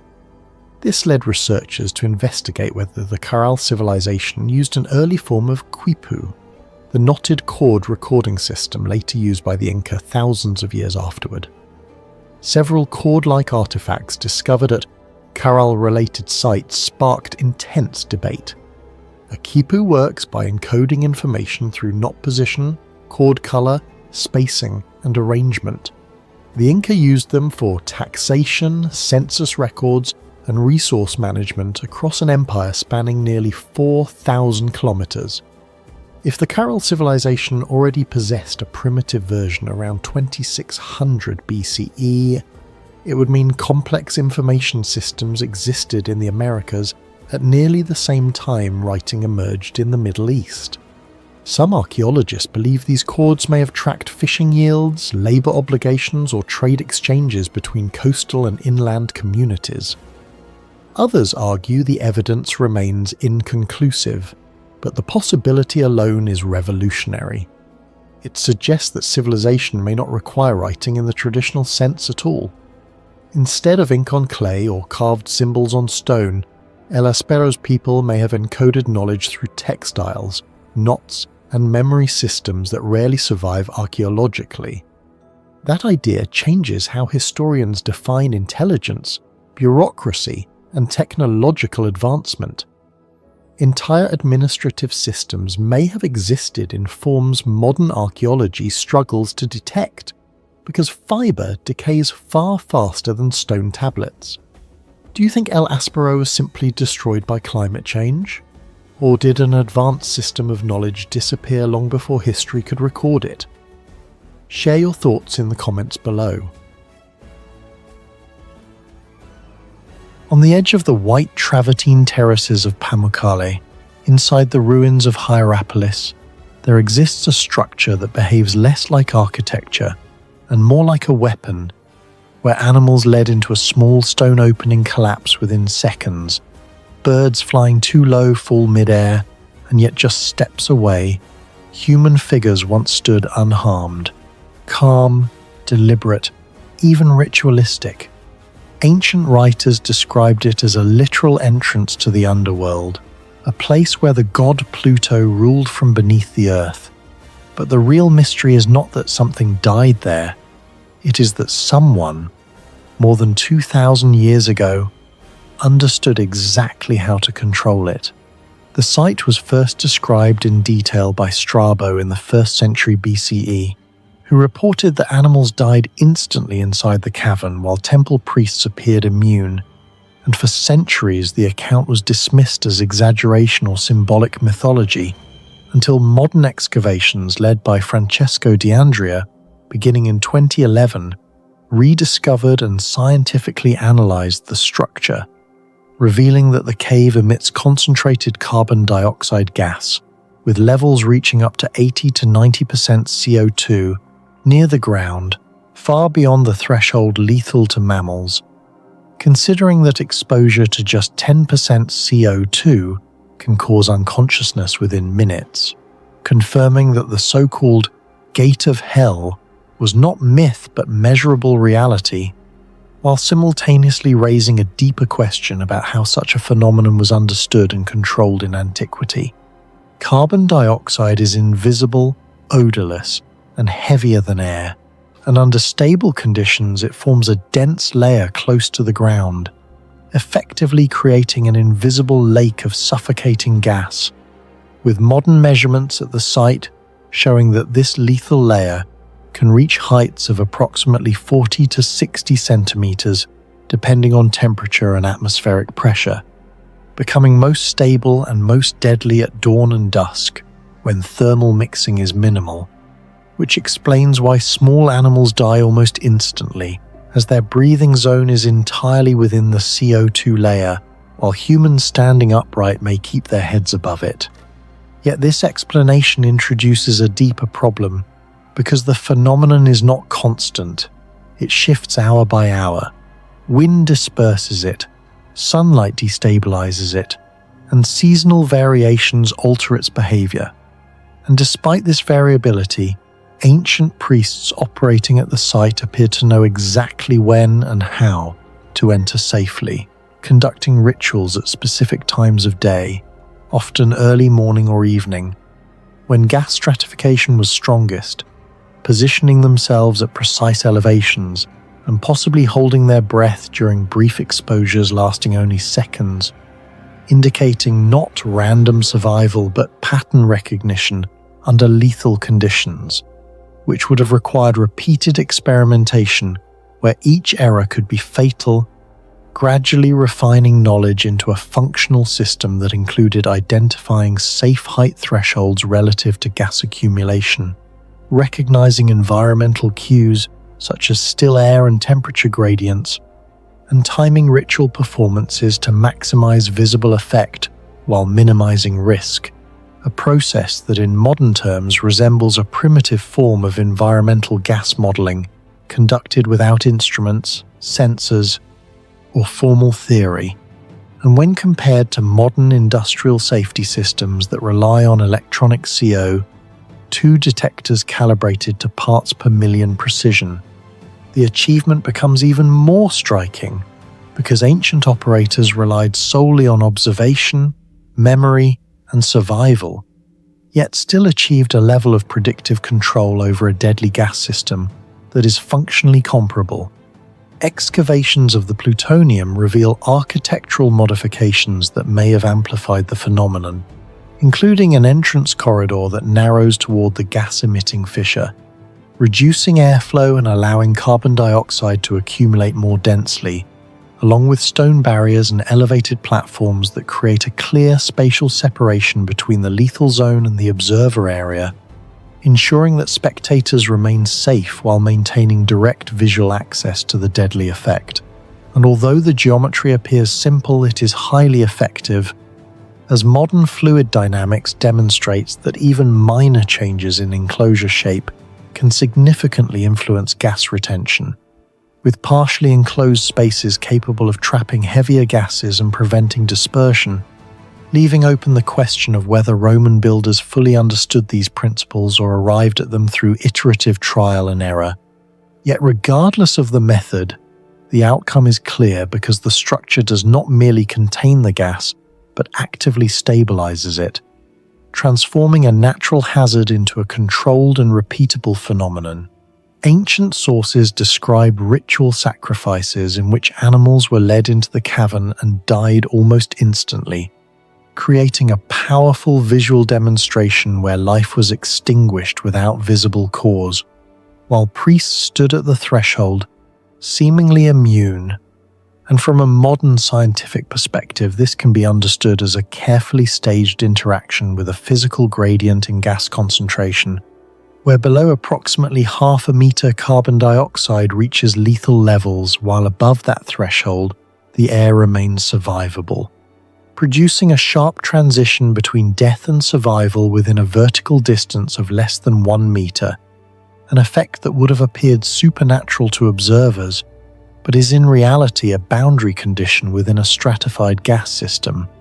Although the consistency with which this effect was reproduced suggests deliberate control rather than coincidence, implying that ancient practitioners were not merely performing rituals but engaging in a form of applied environmental manipulation that approaches engineering in both precision and repeatability.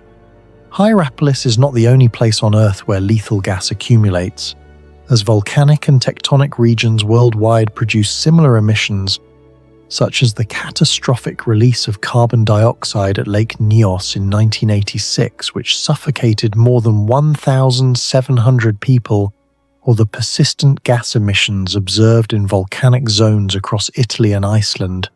Yet these events are typically unpredictable, large-scale, and destructive, whereas Hierapolis represents a rare case of a localized, stable, and continuously active gas source that was not only recognized but integrated into cultural and ritual practice, making it fundamentally different from other natural gas phenomena, because it demonstrates not just exposure but controlled interaction, a distinction that highlights the uniqueness of the site in both archaeological and scientific contexts.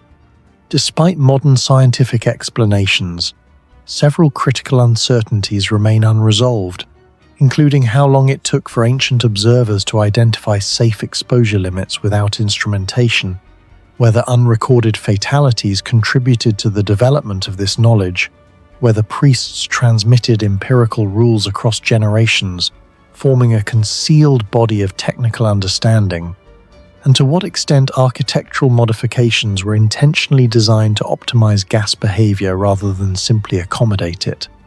Leaving these questions open, not because the physics is unknown, but because the historical process through which such knowledge was acquired has left no direct record.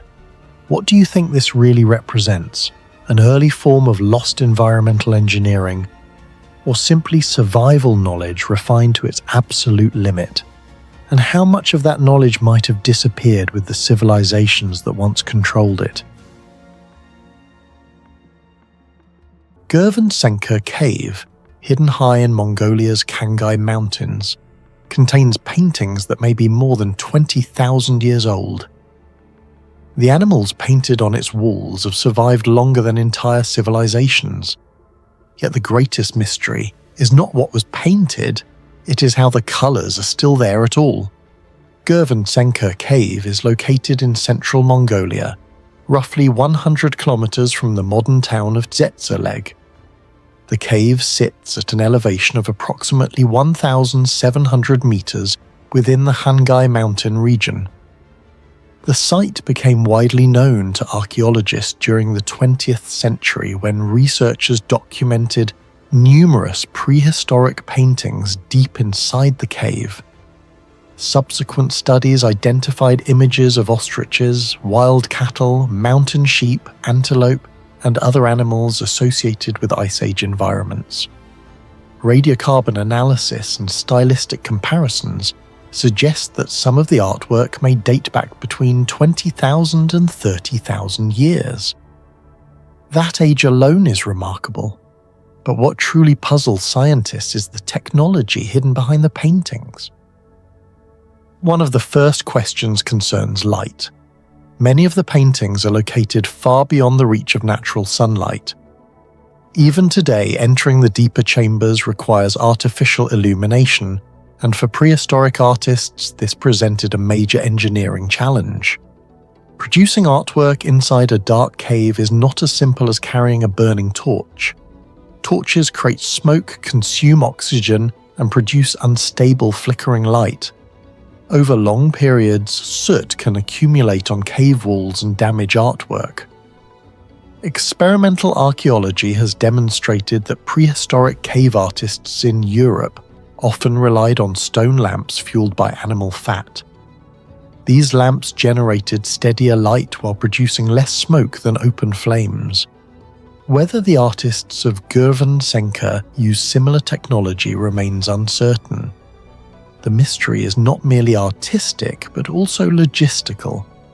How did people without metal tools, electricity, or written instructions maintain sufficient illumination to create detailed paintings deep underground? The answer remains unknown. Of all the unanswered questions surrounding Senka cave, none may be more fascinating than the survival of its pigments. At first glance, prehistoric paint appears simple. Researchers believe the artists primarily used natural mineral pigments, especially red ochre rich in iron oxides. Yet minerals alone do not explain the extraordinary durability of the artwork. Modern paints require binders, stabilizers, and carefully controlled chemical compositions to maintain adhesion. Without these elements, pigments gradually flake away, dissolve, or detach from surfaces. The paintings of Senka have survived for tens of thousands of years, and that fact raises a profound technological mystery. What exactly did the artist mix with the pigments? Researchers have proposed several possibilities. Animal fat may have acted as a binding agent, blood could have contributed proteins that improved adhesion, and plant resins may have helped protect surfaces. Some scholars have suggested combinations of multiple organic substances. The problem is that most organic materials decompose over thousands of years, leaving little evidence behind. As a result, scientists can identify many of the mineral components, but often struggle to reconstruct the complete original formula. This challenge is not unique to Mongolia. At the famous Lascaux cave in France, pigments have survived for approximately 17,000 years. At Chauvet Cave, some paintings exceed 30,000 years in age. At Altamira Cave, colours remain vivid after more than 14,000 years. Yet despite decades of research, scientists still debate the exact preparation techniques employed by prehistoric artists. Senka belongs to the same category of mystery. The paintings suggest a level of material knowledge far beyond what many people associate with Ice Age hunter-gatherers. Ancient artists may have understood through generations of experimentation which minerals produced stable colours, which organic substances enhanced durability, and which cave surfaces preserved artwork most effectively. If so, they possessed a form of practical chemistry thousands of years before formal science existed. Another overlooked mystery involves the rock itself. Not every surface inside a cave is suitable for painting. Moisture can destroy pigments, salt crystals can cause flaking, and temperature fluctuations can accelerate deterioration. The artists appear to have selected specific sections of the cave where preservation conditions were unusually favourable. This decision may not have been accidental. Modern conservation studies show that microclimate conditions can dramatically influence the survival of pigments. Differences of only a few degrees Celsius or slight changes in humidity can determine whether artwork survives for centuries or disappears entirely. How did prehistoric people identify the most stable surfaces? Were they simply lucky, or did generations of observation teach them which areas offered the greatest long-term preservation? The evidence cannot yet provide a definitive answer. The paintings themselves are impressive, but the knowledge behind them may be even more extraordinary. To create durable cave art, prehistoric communities needed to master several independent skills. They had to locate pigment sources, process minerals into usable powders, identify suitable binding agents, prepare rock surfaces, produce reliable lighting systems, and pass this knowledge from one generation to the next. Yet no manuals survive. No written records exist. No technical instructions remain. Only the final product has endured. This creates a paradox familiar throughout archaeology. The evidence proves that the knowledge existed, but the knowledge itself has disappeared. The unanswered questions surrounding Gurvansenka resemble mysteries found throughout the ancient world.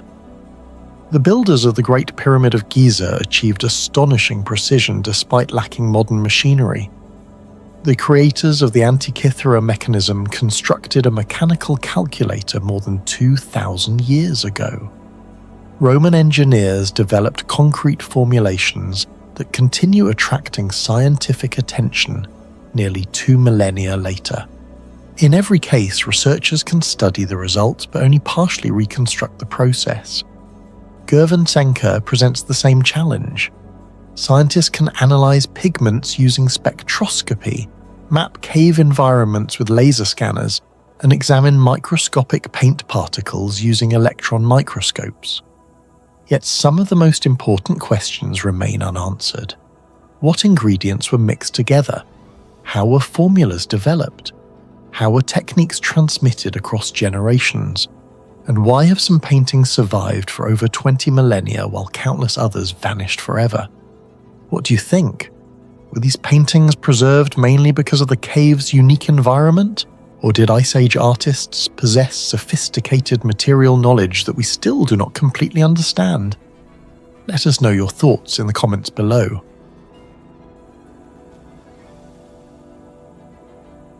Beneath the floors of ordinary houses in Bronze Age Iberia, the dead were placed with a precision that feels disturbingly modern, measured, repeated, and controlled across centuries without a visible system to sustain it. The burial practices of El Argar were first systematically identified in the late 19th century by Belgian engineers Henri Siret and Louis Siret during mining surveys in southeastern Spain. Excavations at sites such as La Bastida and La Almoloya revealed an unexpected pattern. Individuals buried directly beneath domestic floors, often inside large ceramic jars, accompanied by standardized sets of objects. Over time, more than 1,000 burials have been documented, allowing archaeologists to identify recurring structural and material consistencies that define the culture. At first glance, burying the dead beneath houses might appear to be a cultural or symbolic decision, yet the technical implications are far more complex. These burials required cutting into compacted soil, placing a body or container, and resealing the ground directly under load-bearing structures, a process that in modern engineering would be considered highly destabilizing if not carefully controlled. Even small voids beneath a foundation today can compromise structural integrity, yet at El Argar sites, there is little archaeological evidence of widespread subsidence or collapse, suggesting that the inhabitants understood whether intuitively or systematically how to maintain soil stability over long periods. Excavation records indicate that burial pits were often carefully shaped and in some cases subtly reinforced by surrounding materials, distributing pressure in a way that reduced stress concentration. The repeated success of this method across generations implies a form of empirical geotechnical knowledge that functioned reliably without formal theory. Compared to contemporaneous settlements in regions such as Mesopotamia or the Aegean, where burials were typically separated from domestic architecture, El Argar demonstrates a rare integration of mortuary practice and structural design. The central question remains unresolved. How could a society without formal engineering tools maintain such consistent ground stability under repeated disturbance over centuries? A defining feature of El Argar burials is the use of large ceramic vessels, commonly referred to as pithoi, which were not merely symbolic containers but engineered objects designed to enclose entire human bodies while resisting the compressive forces of surrounding soil. Producing ceramics of this size introduces significant technical challenges, as experimental archaeology has shown that firing large vessels without cracking requires maintaining stable temperatures in the range of approximately 700 to 900 degrees Celsius, along with carefully controlled heating and cooling cycles. In primitive kiln environments, such control is extremely difficult, because uneven heat distribution typically results in structural fractures. Despite this, microstructural analyses of El Agar ceramics reveal remarkable uniformity, with clay matrices showing consistent vitrification levels that indicate stable firing conditions across different production batches. When compared to pottery from other Bronze Age European contexts, which often exhibits irregular firing patterns and visible weaknesses, El Agar ceramics stand out for their reliability and consistency. This creates a technical paradox. Either El Agar potters developed kiln architectures or firing methodologies that have not yet been fully reconstructed, or they possessed a level of process control that exceeds what is typically attributed to societies of this period, suggesting a hidden layer of technological knowledge embedded within seemingly simple craft traditions. The most striking anomaly within El Agar burials lies in their metal artifacts, where swords, daggers, axes, and ornaments, particularly finely crafted silver diadems, appear with a level of consistency and precision that challenges conventional assumptions about Bronze Age metallurgy. Metallurgical analyses have demonstrated that many bronze objects from El Agar maintain relatively stable alloy compositions, often within narrow ranges of copper and tin ratios, a degree of consistency rarely observed in early Bronze Age contexts, where variations in ore sources, smelting conditions, and casting methods typically produce significant fluctuations in material quality. One of the most discussed examples is the set of bronze swords recovered from elite burials, which exhibit not only near-perfect symmetry but also carefully balanced weight distribution, with centers of mass falling within a narrow functional range that would enhance handling efficiency in combat scenarios. However, many of these weapons show minimal wear, indicating that they were not extensively used in practice, which introduces a fundamental contradiction. If these objects were primarily symbolic, the level of technical refinement invested in them appears excessive, yet if they were functional, their lack of wear suggests limited application.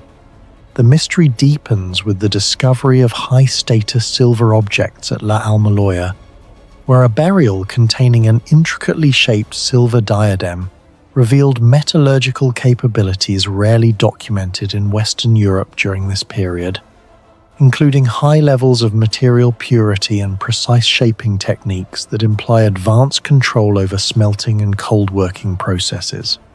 When compared to contemporaneous regions such as Mycenaean Greece, where metal artifacts demonstrate high craftsmanship but greater variability in production quality, or Central Europe, where bronze casting often shows inconsistencies in finishing, El Agar stands out for its apparent standardization and repeatability.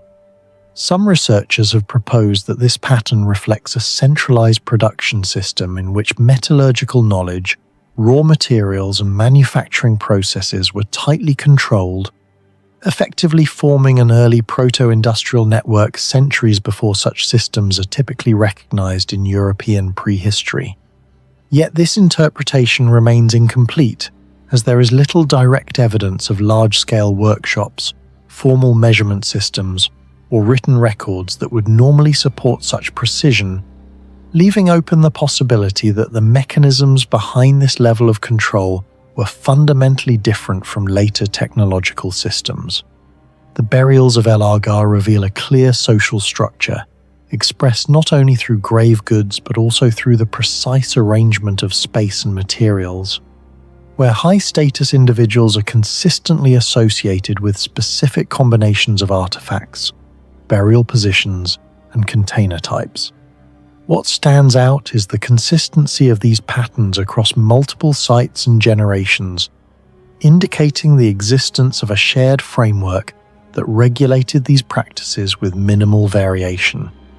Unlike many civilizations that expressed hierarchy through large monuments such as pyramids, El Argar encoded status on a smaller scale but with greater precision, functioning almost like a standardized material language. Maintaining this level of consistency without written records suggests the presence of effective knowledge transmission mechanisms, allowing the entire system to operate with stability similar to a tightly controlled process.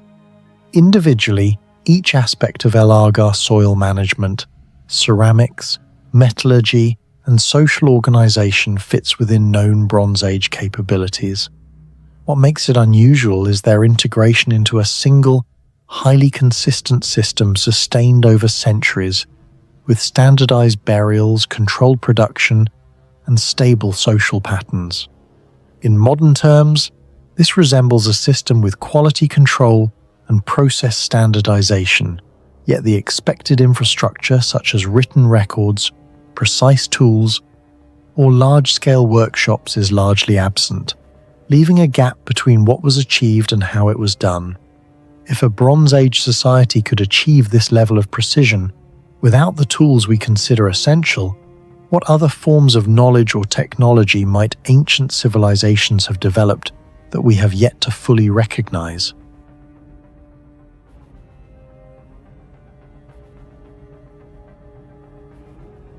Mactaris is one of the most overlooked archaeological mysteries in North Africa.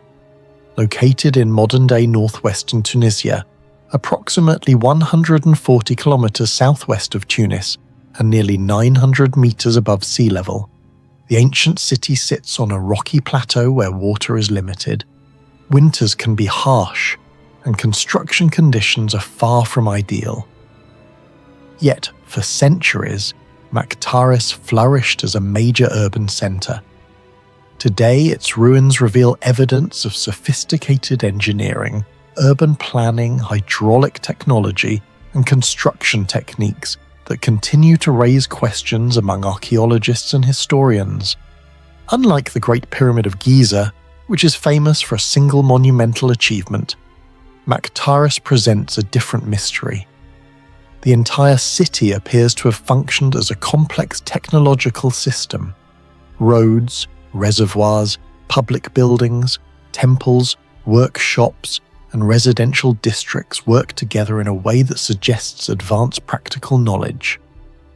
The problem is that very little documentation survives to explain how this knowledge was acquired, transmitted, or applied. The site was first documented by European explorers and scholars during the 19th century.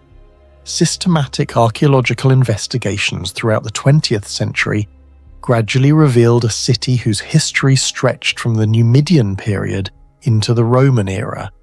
Excavations uncovered temples, baths, forums, triumphal structures, water installations, and one of the most remarkable monuments in North Africa, the Scola Juvenum, a large building associated with a youth organization that still preserves inscriptions and architectural details. Yet, despite more than a century of research, many aspects of the city's engineering remain only partially understood. The first major mystery concerns water. Mactaris was built on elevated terrain without access to a major river. Modern cities facing similar conditions depend on pumps, reservoirs, treatment plants, and computerized management systems. Ancient Mactaris had none of these advantages. Nevertheless, archaeological evidence reveals an extensive network of cisterns, channels, collection systems, and storage facilities capable of supporting thousands of residents. Researchers estimate that public baths alone could consume tens of thousands of liters of water every day. Roman baths elsewhere in the empire often required between 20,000 and 100,000 liters daily, depending on size. Maintaining such facilities on a high plateau required careful planning. Rainwater harvesting appears to have played a major role, but many details remain uncertain. How were storage capacities calculated? How did engineers predict seasonal shortages? How were losses from evaporation minimized? Some reservoirs survived for nearly 2 millennia, suggesting a level of hydraulic expertise that rivals many pre-industrial societies. The challenge becomes even more impressive when compared to other ancient hydraulic systems. Petra in modern Jordan developed complex water channels to survive in the desert. Roman aqueducts transported water across hundreds of kilometers. The Nabateans mastered water conservation in arid environments. Mactaris belongs within this tradition, yet unlike Petra or Rome, it lacked a large-scale aqueduct network supplying a constant flow of water. Its survival depended on managing limited resources with extraordinary efficiency. The second mystery involves stoneworking and construction. Throughout the site, enormous stone blocks were cut, transported, and assembled with remarkable precision. Some structures remained standing despite centuries of earthquakes, erosion, and human activity. Modern engineers studying ancient construction often emphasize the logistical challenges rather than the cutting itself. A stone block weighing 10 or 20 tons is not impossible to carve. The real challenge is moving it across uneven terrain without cranes, trucks, hydraulic lifts, or modern machinery. Experimental archaeology has demonstrated that ancient workers could move heavy stones using ropes, sledges, rollers, and manpower. However, scaling such methods to the level observed at Mactaris raises difficult questions. Large public buildings required hundreds or even thousands of tons of stone. Quarries supplied material over extended periods. Transport routes had to remain functional. Construction schedules had to be coordinated. The city effectively operated a long-term industrial system centuries before the Industrial Revolution. This leads directly to another mystery: organization. Modern infrastructure projects rely on managers, engineers, logistics specialists, architects, surveyors, accountants, and supply chains. Mactaris clearly required similar functions, yet little evidence survives regarding how such operations were administered. No engineering manuals have been discovered. No construction blueprints survive. No detailed descriptions explain how labor was coordinated. The city itself proves the system existed, but the mechanisms behind it remain largely invisible. One of the most intriguing questions involves surveying technology. Before construction could begin, builders needed accurate measurements. Roads had to align with public spaces. Buildings required stable foundations. Drainage systems depended on carefully controlled gradients. Today, such tasks are performed using GPS receivers, laser scanners, drones, satellite imagery, and digital modeling software. Ancient surveyors relied on simple instruments, geometry, and observation. Yet the results often display surprising precision. Across the Roman world, engineers regularly achieved alignments accurate to within fractions of a degree. Similar achievements can be seen in Roman roads, aqueducts, and military camps. Mactaris demonstrates the same pattern. The city appears carefully planned despite being built on irregular terrain. How ancient surveyors achieved this consistency remains a subject of ongoing study. Another mystery concerns material science. Many structures at Mactaris survived nearly 2,000 years of environmental exposure. Temperature fluctuations, seasonal rainfall, wind erosion, biological growth, and human activity normally destroy ancient buildings over long periods. Yet substantial portions of the city remain recognizable. The durability of ancient construction materials continues to surprise researchers worldwide. Roman concrete, for example, has survived marine environments for nearly 2,000 years and remains the subject of scientific investigation. Studies have shown that certain Roman concretes developed self-healing properties through chemical reactions involving limeclasts. Similar questions arise at Mactaris. What mortars were used? How were they formulated? Did local craftsmen possess specialized knowledge of aggregates, binders, and stone selection that has since been lost? The answer may never be fully known because ancient builders rarely documented their methods in ways that survived. Archaeologists can analyze chemical compositions, microscopic structures, and construction techniques, but reconstructing the complete technological process remains difficult. Perhaps the most fascinating mystery is the relationship between Numidian and Roman engineering. Mactaris existed before becoming fully integrated into the Roman world. The city developed within a region influenced by indigenous North African traditions long before Roman administration arrived.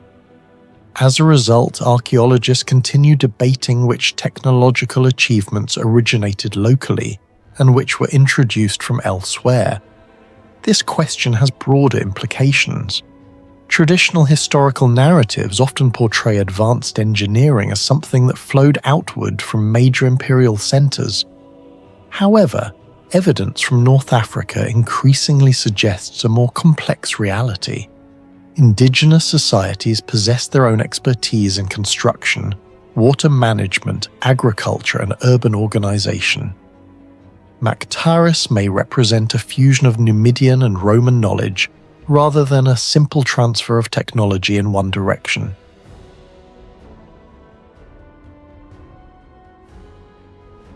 Northwestern Tunisia. A mountain of golden marble supplied some of the greatest monuments of the Roman Empire. More than 2,000 years later, archaeologists still debate how ancient engineers extracted, shaped, polished and transported stone on an industrial scale without modern machinery. Ancient Chemtu, known in antiquity as Simithus, was identified through archaeological investigations beginning in the 19th century. Excavations later revealed vast quarry complexes, workshops, roads, hydraulic systems, and evidence of one of the largest marble industries in the Roman world. Chemtu was unlike most ancient cities because its importance came from the mountain itself. The site contained deposits of Numidian marble, known to the Romans as *giallo antico *.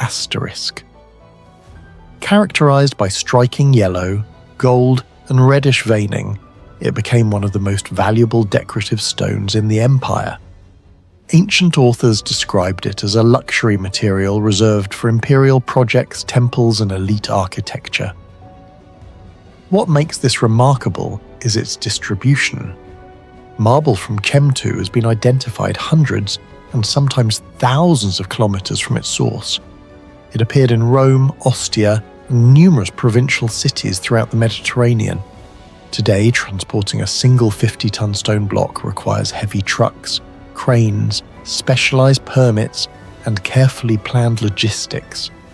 Yet Roman engineers moved enormous quantities of marble across an empire spanning more than 5 million square kilometers. The first mystery is simple. How did a quarry located deep inside North Africa become one of the primary suppliers of decorative stone for an empire stretching across 3 continents? At first glance, quarrying appears straightforward. Remove stone from a mountain and transport it elsewhere. In reality, the process is far more complicated. Modern quarry operations rely on diamond wire saws, hydraulic splitters, explosives, and computerized cutting systems. Yet Roman quarry workers possessed none of these technologies. Even so, evidence from Chemtu demonstrates that workers extracted blocks weighing tens of tons with surprising precision. Archaeologists have documented quarry faces containing long, straight extraction channels. These grooves reveal careful planning and highly controlled cutting methods. Workers likely used iron tools, wedges, hammering techniques, and systematic fracture control. The challenge is understanding how they avoided catastrophic failures. Stone is unpredictable, and hidden fractures can destroy months of work instantly. Modern engineers use geological surveys and advanced imaging technologies to identify weaknesses before cutting begins, while ancient quarry workers relied entirely on observation and experience. Even today, experimental archaeologists attempting to reproduce ancient quarrying techniques often discover that apparently simple methods require extraordinary skill. Small mistakes can split a block incorrectly, reducing its value dramatically. Chem2 suggests generations of accumulated practical knowledge that was rarely written down and has largely disappeared. Perhaps the most astonishing achievement was not quarrying but transportation. Some marble blocks likely weighed between 20 and 60 tons, while larger examples may have exceeded 100 tons. To understand the scale, consider that an African elephant weighs roughly 6 tons. A 60-ton marble block therefore weighed approximately as much as 10 adult elephants combined. The blocks first had to be moved from the quarry itself. They then travelled toward river systems, reached ports, crossed portions of the Mediterranean Sea, and finally arrived at construction sites. Roman engineers achieved this without diesel engines, hydraulic cranes, steel cables, or modern roads. Researchers estimate that moving large stone blocks often required hundreds of workers, specialized sledges, rollers, lifting devices, and carefully organized labor systems.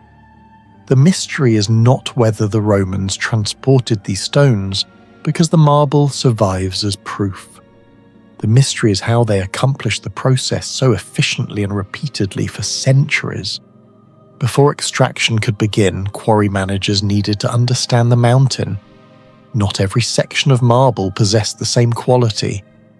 Decorative stone was valuable because of its color consistency, structural integrity, and visual appearance. Modern geologists use seismic imaging, ground-penetrating radar, and three-dimensional modeling to locate promising deposits. Ancient quarry workers possessed none of these technologies, yet they repeatedly targeted areas containing some of the most visually attractive marble available.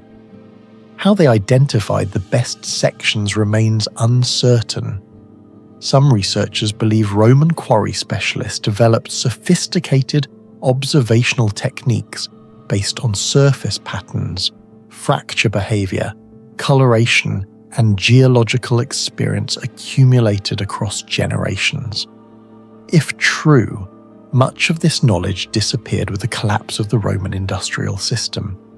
Of all Chem2's technological puzzles, none may be more fascinating than what happened after extraction. Cutting stone was only the beginning.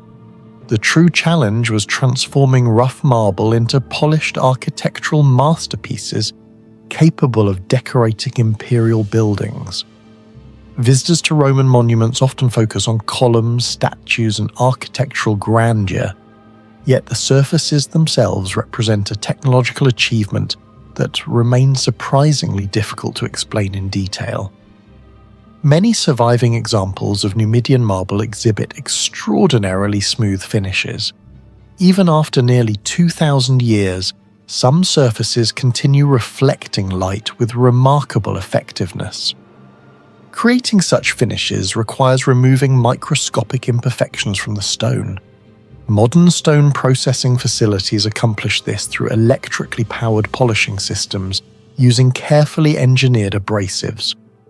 Computer-controlled machinery applies consistent pressure while rotating polishing heads gradually refine the surface. Ancient craftsmen possessed none of these tools, yet they achieved results that still impress modern conservators. Researchers believe workers employed a sequence of increasingly fine abrasives. Quartz sand, emery, crushed minerals, and specialized polishing compounds have all been proposed. The problem is that no complete ancient technical manual survives explaining the exact process. Experimental archaeology has produced intriguing results. Teams attempting to recreate Roman polishing techniques discovered that achieving mirror-like finishes can require enormous amounts of labor. Hours become days, and days become weeks. The process demands not only materials but also highly developed expertise. Pressure must be carefully controlled, the abrasive sequence must be correct, and surface irregularities must be identified and removed. Even slight mistakes can ruin the final appearance. This raises a fascinating possibility. Perhaps the most valuable resource at Chem2 was not marble itself, but skilled human knowledge. A master stone finisher may have possessed techniques acquired through decades of apprenticeship. Such knowledge could have been transmitted directly from craftsman to craftsman without ever being formally documented. If that transmission chain breaks, the knowledge disappears. This pattern appears repeatedly throughout history. The formula for Roman marine concrete remained poorly understood for centuries. The manufacturing techniques behind Damascus steel continue generating debate. The mechanisms used to construct certain megalithic monuments remain controversial. Chem2 may belong to the same category. The marble survives, but the craftsmen do not, and with them may have vanished some of the most sophisticated practical knowledge of the ancient world. Chem2 was far more than a local quarry. Large extraction areas, workshops, transport networks, and worker settlements reveal a vast, organized industry. Managing labor, supplies, transportation, and quality control without modern technology required remarkable coordination. That this system operated successfully for centuries remains one of the great achievements of the ancient world. What do you think? Were the achievements of Chem2 simply the result of generations of accumulated experience? Or did its craftsmen possess specialized technological knowledge that has largely been lost to history? Let us know your thoughts in the comments below.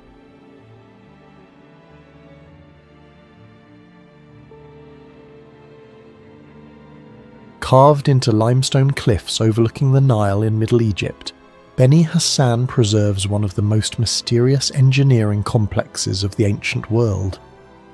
More than 4,000 years ago, ancient builders cut entire tomb systems directly into the mountain with a level of precision that still confuses archaeologists today.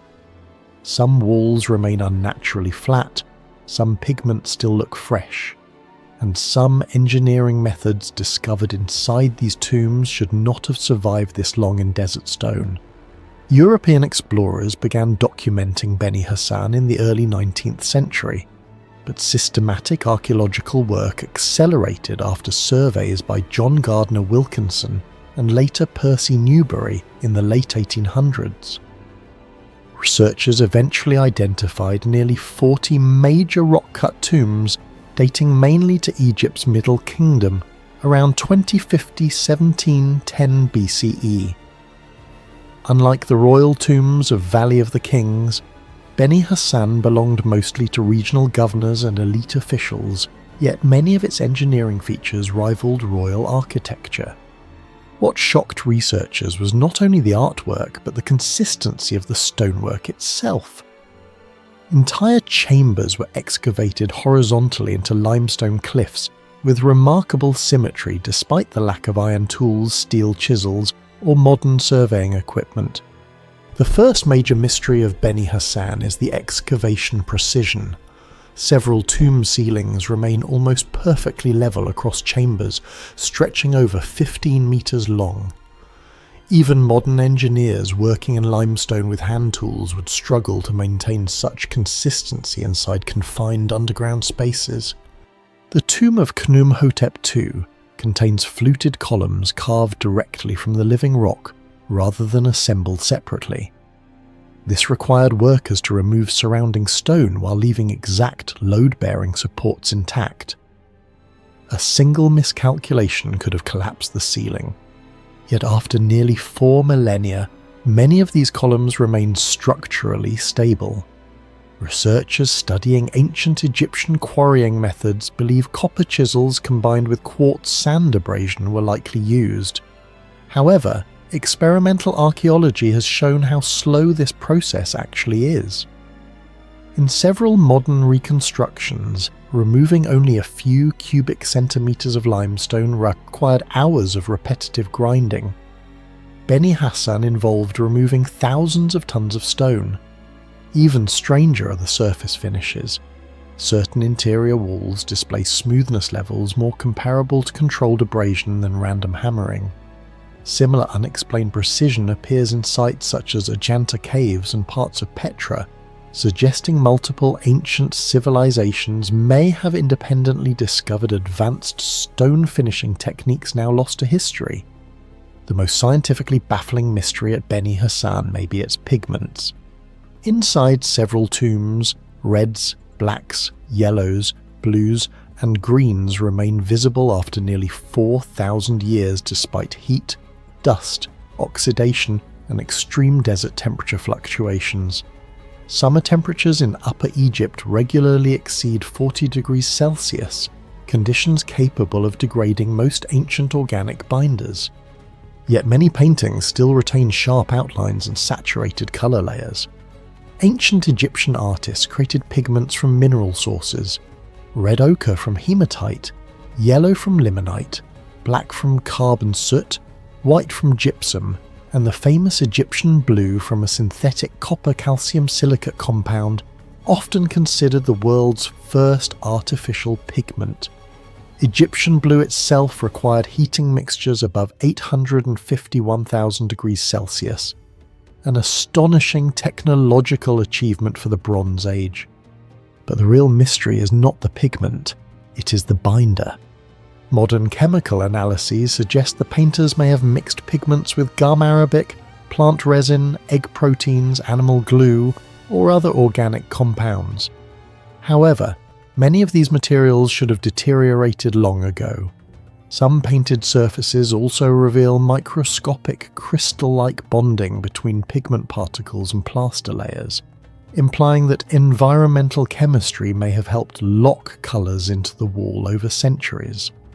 Even today, researchers cannot fully replicate the same durability. Compared to medieval European frescoes, many Beni Hassan pigments survived under harsher environmental conditions for far longer periods.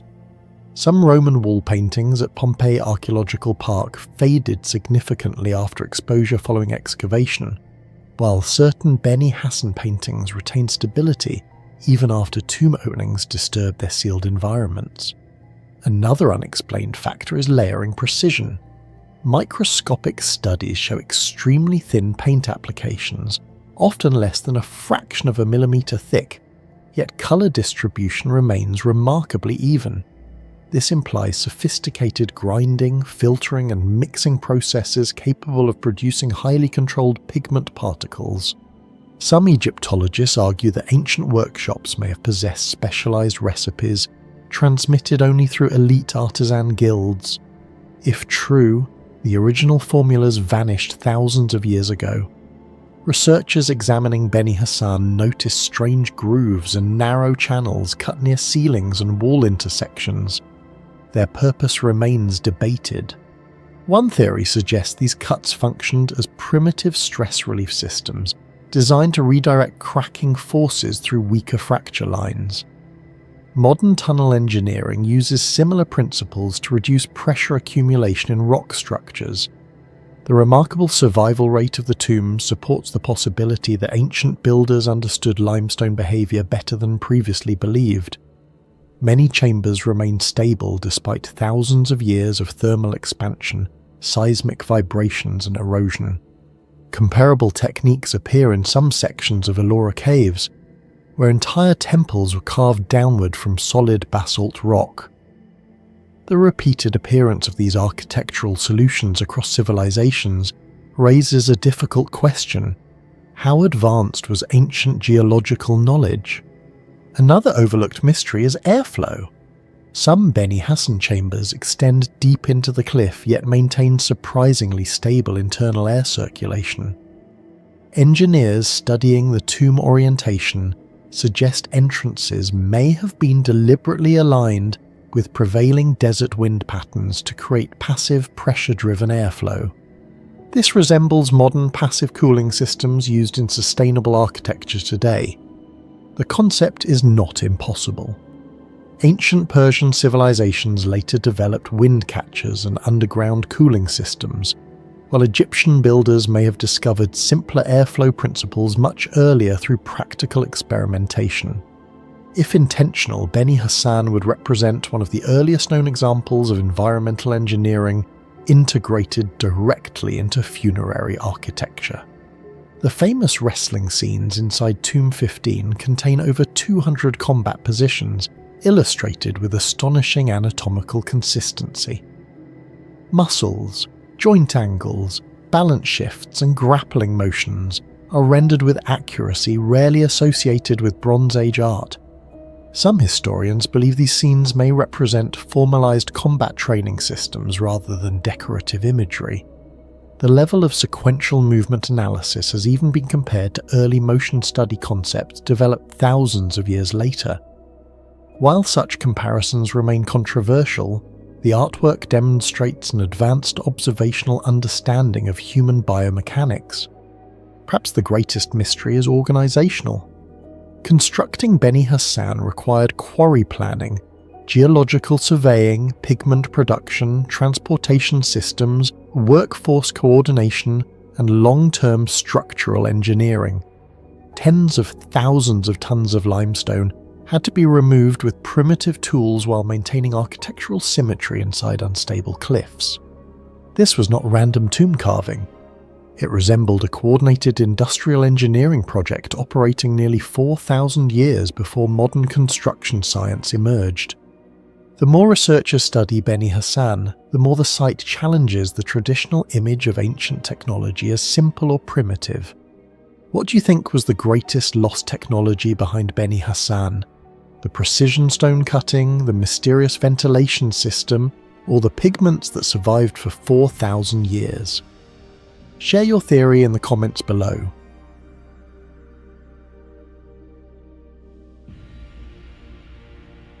Sijil Massa is one of the greatest lost cities of the ancient world. Located on the edge of the Sahara Desert in southeastern Morocco, this forgotten metropolis controlled one of the richest trade networks in human history. Gold from West Africa, goods from the Mediterranean, and caravans crossing thousands of kilometers of desert all converged here. Yet the city that once accumulated immense wealth vanished almost completely, leaving behind mysteries that archaeologists still struggle to explain. The ruins of Sijil Massa lie within Morocco's Tafilalt oasis.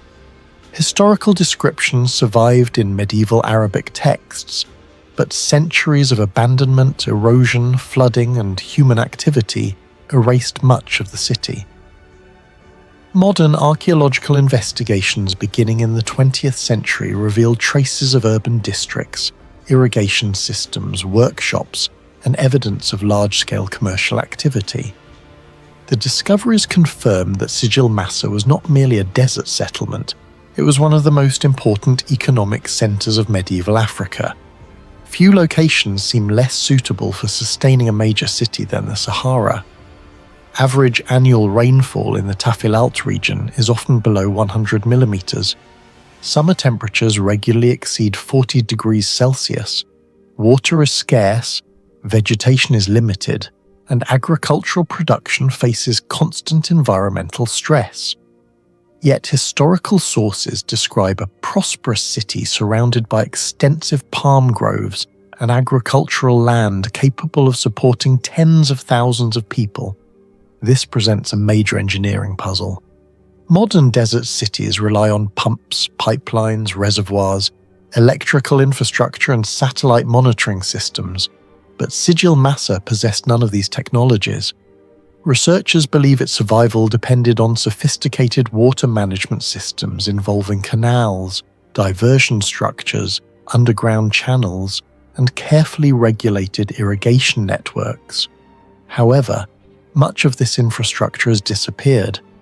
Archaeologists can identify fragments of the system, but the complete design remains unknown. How engineers maintained reliable water distribution over centuries remains one of the city's greatest mysteries.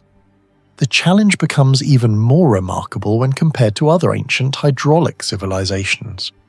The Romans constructed aqueducts capable of transporting water over distances exceeding 80 kilometers, while Persian engineers developed qanat systems that tapped underground aquifers through tunnels extending for many kilometers. Sijil Massa appears to belong within this tradition of hydraulic innovation, yet its techniques remain poorly understood. Sigil Massa served as the northern gateway of the Trans-Saharan trade network. This was not a local commercial route. It was one of the largest economic systems on Earth before the modern era. Caravans often travelled more than 1,500 kilometres through some of the harshest environments on the planet. Certain journeys required several months, and thousands of camels transported gold, ivory, salt, textiles, copper, and countless other goods between North Africa and sub-Saharan kingdoms. Maintaining such a network required extraordinary logistical planning. A camel can consume significant quantities of water and food. Human travellers required supplies, trade goods had to be protected, and navigation errors could prove fatal. Yet for centuries these routes functioned with remarkable reliability. How caravan leaders navigated vast stretches of nearly featureless desert remains debated. Some scholars point to sophisticated astronomical navigation using stars, while others suggest generations of accumulated environmental knowledge involving wind patterns, dunes, geological formations, and seasonal conditions. Whatever methods were used, the achievement rivaled the navigational abilities of Polynesian sailors crossing the Pacific Ocean without modern instruments.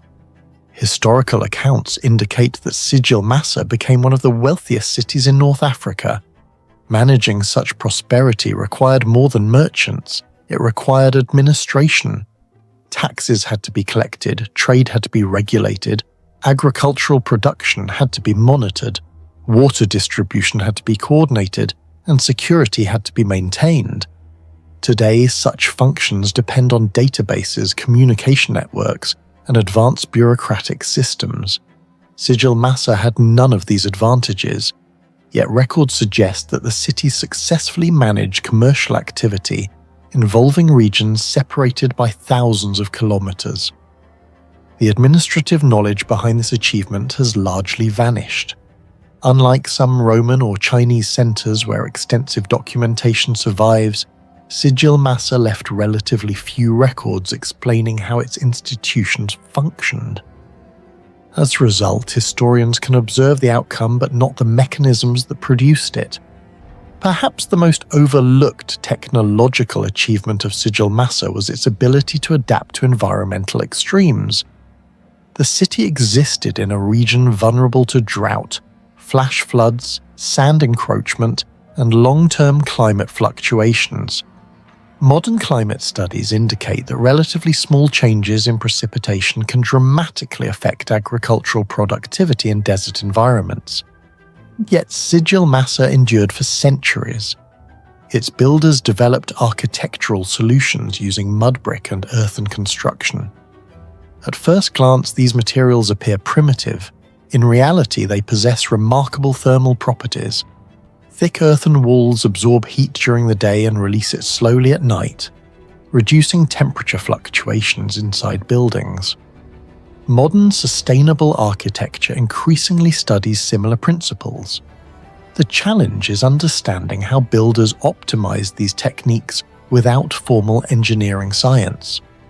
The city's longevity suggests generations of accumulated knowledge that may never be fully reconstructed. Of all Sigil Massa's technological puzzles, none may be more fascinating than its relationship with gold. For centuries, West Africa supplied an enormous proportion of the world's known gold. Medieval sources suggest that major gold-producing regions south of the Sahara generated vast quantities of the precious metal.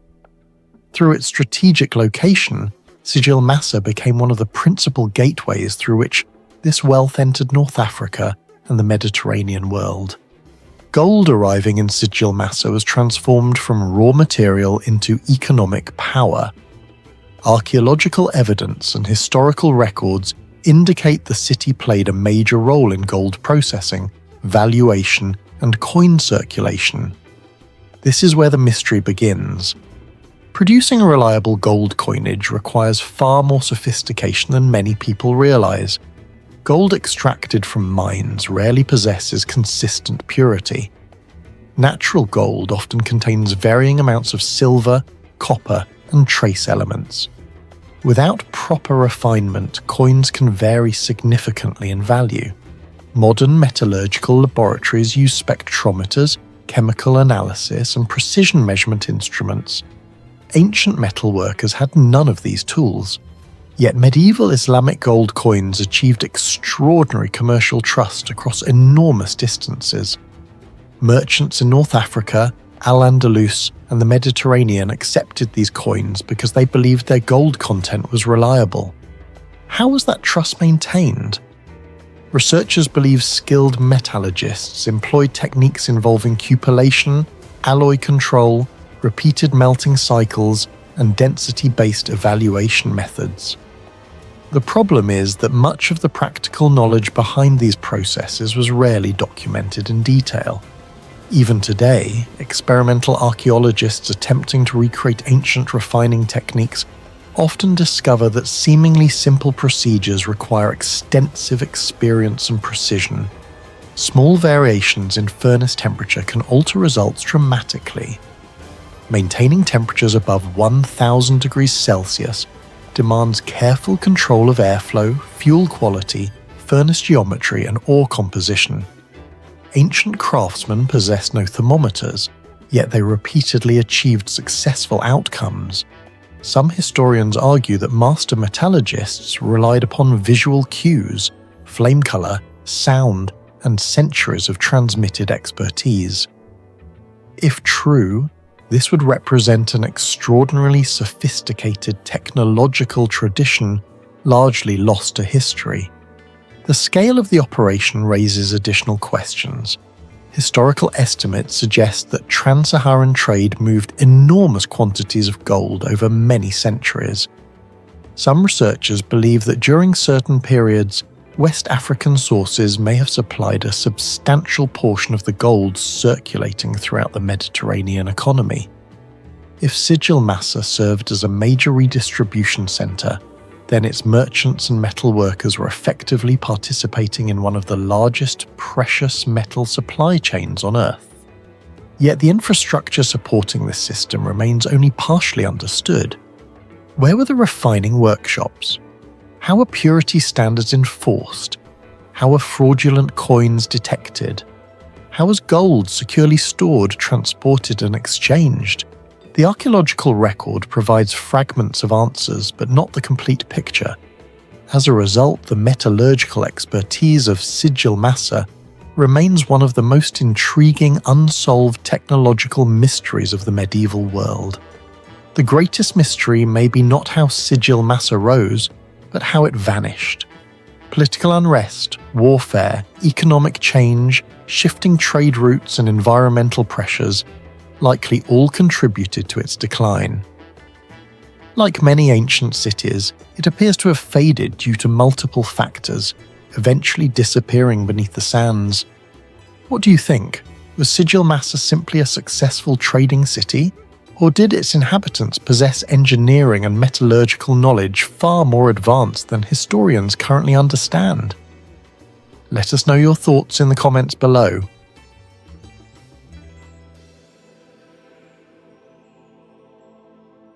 Northern Tunisia, approximately 110 kilometers southwest of Tunis, is home to Douga, a city that stands on a hill overlooking fertile valleys that once supported one of North Africa's most prosperous ancient urban centers. Archaeological investigations began during the 19th century, and extensive excavations throughout the 20th century revealed an astonishingly preserved urban landscape covering roughly 75 hectares. Today, Douga is recognized as one of the best preserved Roman cities anywhere in the world. Yet beneath its temples, theatres, bathhouses, and streets lies a collection of technological mysteries that continue to challenge archaeologists, engineers, and historians. The ruins reveal what ancient builders achieved. What remains uncertain is exactly how they achieved it. The first mystery appears immediately when viewing the city from above. Most Roman cities were designed according to standardized urban planning principles. Engineers preferred relatively flat terrain where roads could follow orderly grid patterns. Dugge is different. The city occupies a steep hillside with significant elevation changes. Modern urban planners working on a similar site would rely on satellite imagery, digital elevation models, laser scanning, GPS surveys, and computer simulations. The builders of Dugge possessed none of these technologies. Nevertheless, they successfully integrated public squares, residential districts, water infrastructure, temples, markets, bath complexes, and administrative buildings into an extremely challenging landscape. The question is not whether they succeeded. The ruins prove that they did. The mystery is how ancient surveyors achieved such precision. Even small errors in elevation measurements can create enormous problems for drainage systems, building foundations, and transportation routes. Yet Dugge functioned successfully for centuries. Researchers have reconstructed parts of the city's layout and repeatedly concluded that its planning required a sophisticated understanding of topography. The exact surveying methods used by local engineers remain only partially understood. Closely connected to this mystery is the city's remarkable water management system. Water represented the foundation of every successful Roman settlement. Without reliable access to water, urban populations could not survive. Dugge developed an extensive network of reservoirs, cisterns, channels, fountains, and drainage systems capable of supporting thousands of inhabitants. Modern hydraulic engineers use computer modeling to predict flow rates, pressure changes, storage capacity, and seasonal fluctuations. Ancient builders relied on observation, geometry, and accumulated practical knowledge. Yet the hydraulic performance achieved at Dugge remains impressive even by modern standards. Archaeologists have identified massive storage installations capable of collecting and distributing water across different sections of the city. These systems required precise gradients. A channel that is too steep causes erosion and instability. A channel that is too shallow fails to move water effectively. The famous Roman aqueducts provide useful comparisons. The Aqua Claudia near Rome maintained an average gradient of only a few meters per kilometer across enormous distances. Similar principles appear throughout Dugge's infrastructure.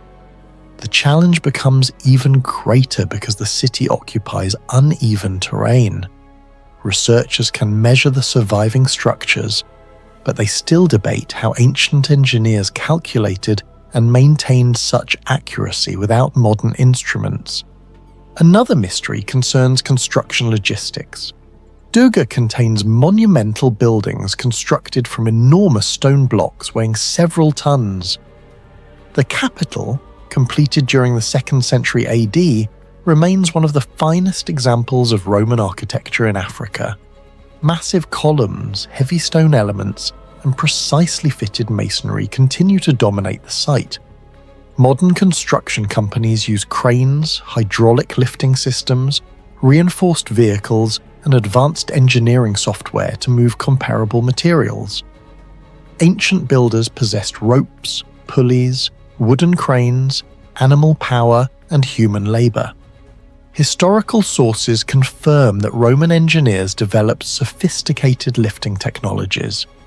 Archaeological evidence from across the empire demonstrates remarkable mechanical capabilities. However, many details remain uncertain. Researchers estimate that some Roman cranes could lift several tons under ideal conditions.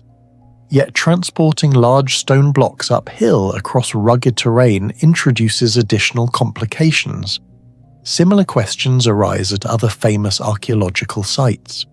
The Great Pyramid of Giza contains stone blocks weighing up to 80 tons in some internal chambers. The builders of Baalbek moved megaliths weighing hundreds of tons. Dugge belongs to the same category of ancient logistical puzzles. The structures survive. The exact sequence of operations used to construct them often does not. The durability of Dugge presents another engineering mystery. Many structures have survived nearly 2,000 years despite exposure to weather, seismic activity, temperature fluctuations, biological growth, and erosion. This longevity becomes particularly impressive when compared to many modern buildings that require major repairs after only a few decades. Scientists studying ancient construction materials frequently encounter unexpected results. Roman concrete has become famous because some marine structures survived for almost 2 millennia. Recent analyses suggest that self-healing chemical reactions contributed to this durability. Duga raises similar questions. Mortars, stone joints, foundations, and construction techniques demonstrate extraordinary resilience. Researchers continue investigating why certain ancient materials perform so effectively. The builders clearly understood load distribution, structural stability, and environmental adaptation. Yet many technical details remain uncertain because the craftsmen left few written explanations. Modern engineers can analyze the materials chemically, but reconstructing the complete manufacturing process remains difficult. Perhaps the most overlooked mystery involves thermal engineering. Summers in northern Tunisia can be extremely hot. Maintaining comfortable indoor temperatures without electricity represents a major challenge. Nevertheless, Duga's architects designed buildings that functioned efficiently within the local climate. Many structures exhibit evidence of passive cooling strategies. Building orientation, wall thickness, airflow management, shaded spaces, and urban layout all appear carefully considered. Today, architects use computer simulations to optimize thermal performance. Ancient builders relied entirely on experience and observation. Some researchers have suggested that Roman and pre-Roman architects possessed a practical understanding of environmental engineering far more sophisticated than often assumed. Similar patterns appear in ancient cities throughout the Mediterranean, from Petra in Jordan to settlements across North Africa. Duga provides another example of ancient builders achieving impressive environmental control without modern technology. The theatre of Duga introduces yet another puzzle. Constructed during the reign of Emperor Marcus Aurelius around AD 168 or 169, the theatre could accommodate approximately 3,500 spectators. Its location takes advantage of the natural hillside, reducing construction requirements while enhancing visibility. What fascinates modern researchers is acoustics. Even today, many Roman theatres demonstrate remarkable sound transmission. Computer models reveal that architectural geometry often contributes significantly to acoustic performance. Whether ancient architects fully understood the physics involved remains uncertain. Modern concert halls require detailed acoustic simulations. Roman builders obviously lacked such tools, yet many theatres consistently achieve results that surprise contemporary engineers.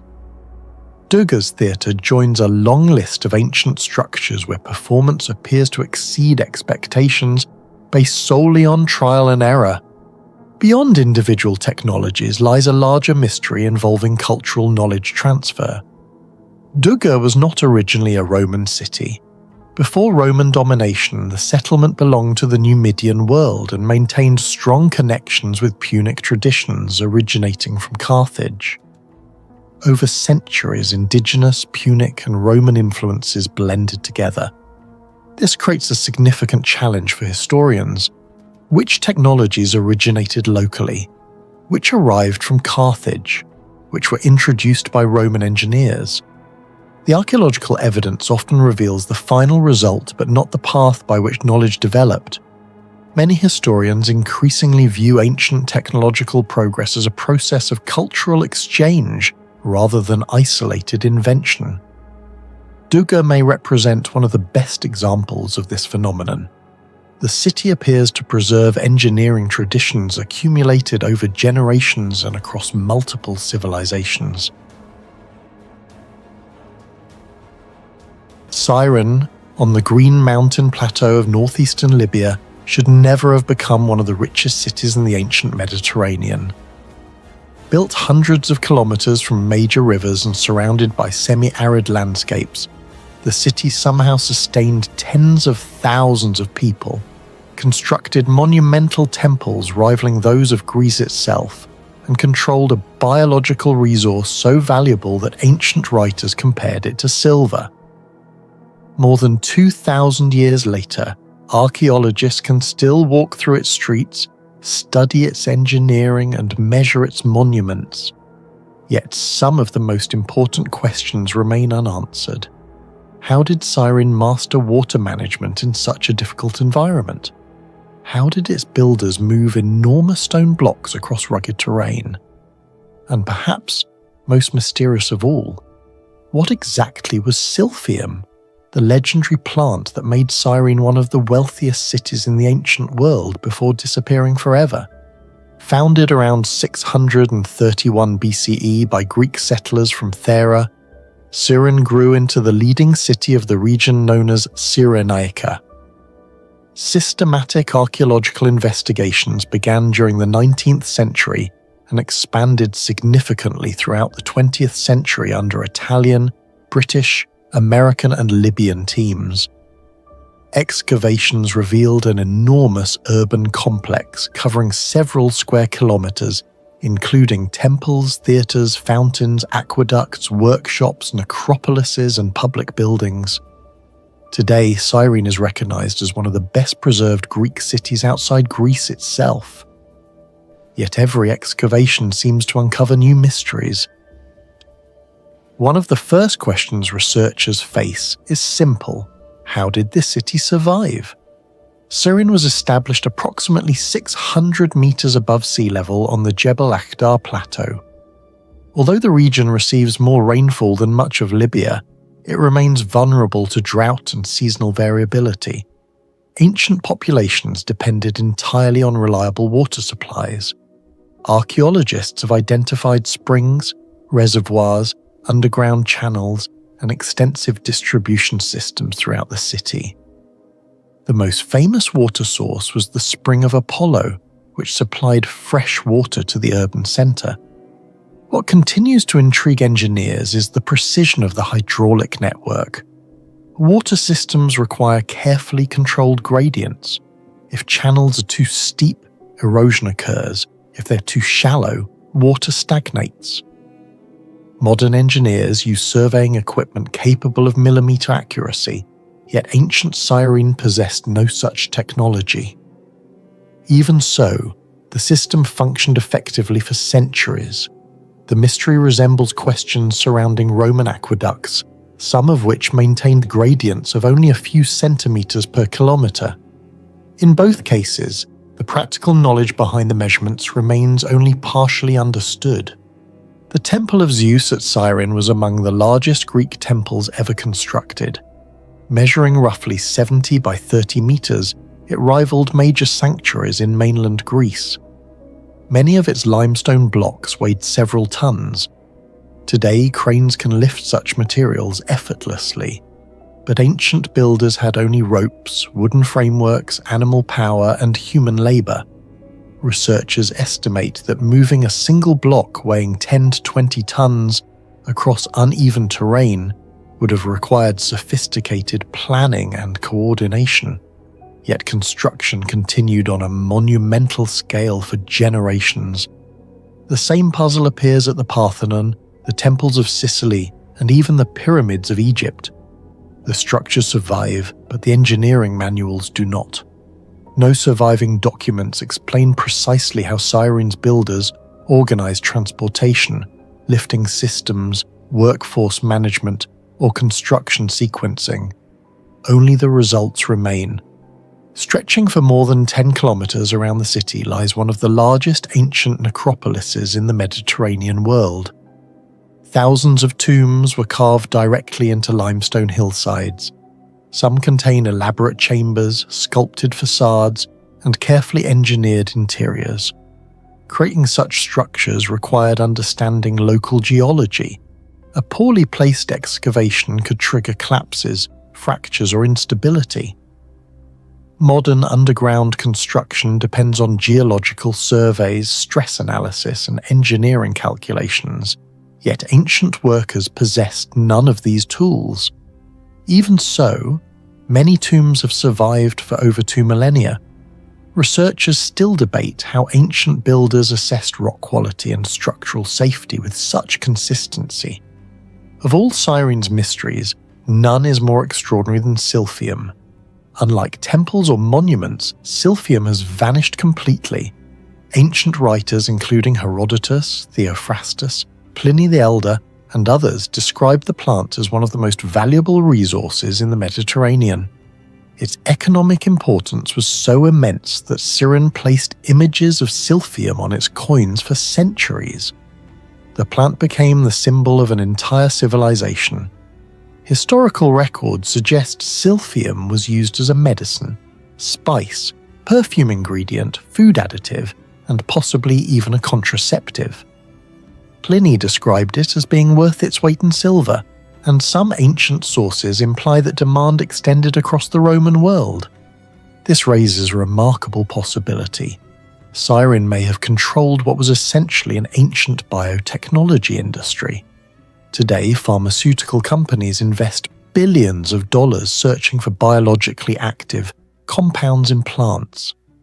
Many modern medicines originate from natural substances. Aspirin traces its origins to willow bark, quinine emerged from cinchona trees, and artemisinin came from sweet wormwood. Silphium may represent a similar case from antiquity. The difference is that modern scientists no longer know exactly what the plant was. No confirmed specimen survives, no preserved seeds exist, and no genetic material has been recovered. Its identity remains one of archaeology's greatest biological mysteries. Some researchers believe it belonged to the Ferula genus, relatives of giant fennel and Asafoetida. Others argue that no surviving species matches ancient descriptions. Even more puzzling is the question of cultivation. Ancient authors repeatedly claimed that silphium resisted domestication. According to historical accounts, it grew naturally only within a narrow ecological zone of Cyrenaica. Attempts to cultivate it elsewhere apparently failed. If true, this suggests an extremely specialized relationship between climate, soil chemistry, rainfall, microorganisms, and plant genetics. Modern agriculture still encounters species that are difficult or impossible to cultivate outside their native environments. Yet Cyrene managed to harvest silphium commercially for centuries. How? Did local populations possess ecological knowledge that has been completely lost? Did they understand subtle environmental factors invisible to outsiders? Or was silphium itself a unique biological resource unlike anything surviving today?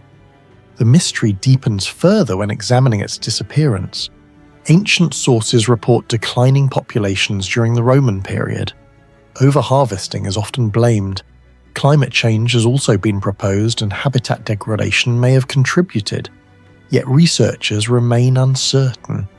Entire industries have vanished before, but few disappeared so completely that the primary biological resource itself became extinct. The loss of silphium represents more than an economic collapse. It represents the disappearance of an entire body of biological knowledge. For this reason, some historians compare silphium to the Antikythera mechanism. One reflects lost mechanical technology, while the other may represent lost biological technology. Both demonstrate that ancient civilizations sometimes possessed knowledge that later generations failed to preserve. Cyrene suffered numerous earthquakes throughout its history. The devastating earthquake of 365 CE struck much of the Eastern Mediterranean and caused widespread destruction. Yet portions of Cyrene survived. Some surviving structures reveal sophisticated foundations, carefully fitted masonry, and construction techniques capable of distributing loads effectively. researchers continue investigating whether these features provided accidental seismic resistance or reflected practical engineering knowledge accumulated over centuries. The question remains unresolved. What do you think? Was silphium simply an extinct plant or evidence of biological knowledge far more advanced than we realize? Share your thoughts in the comments below.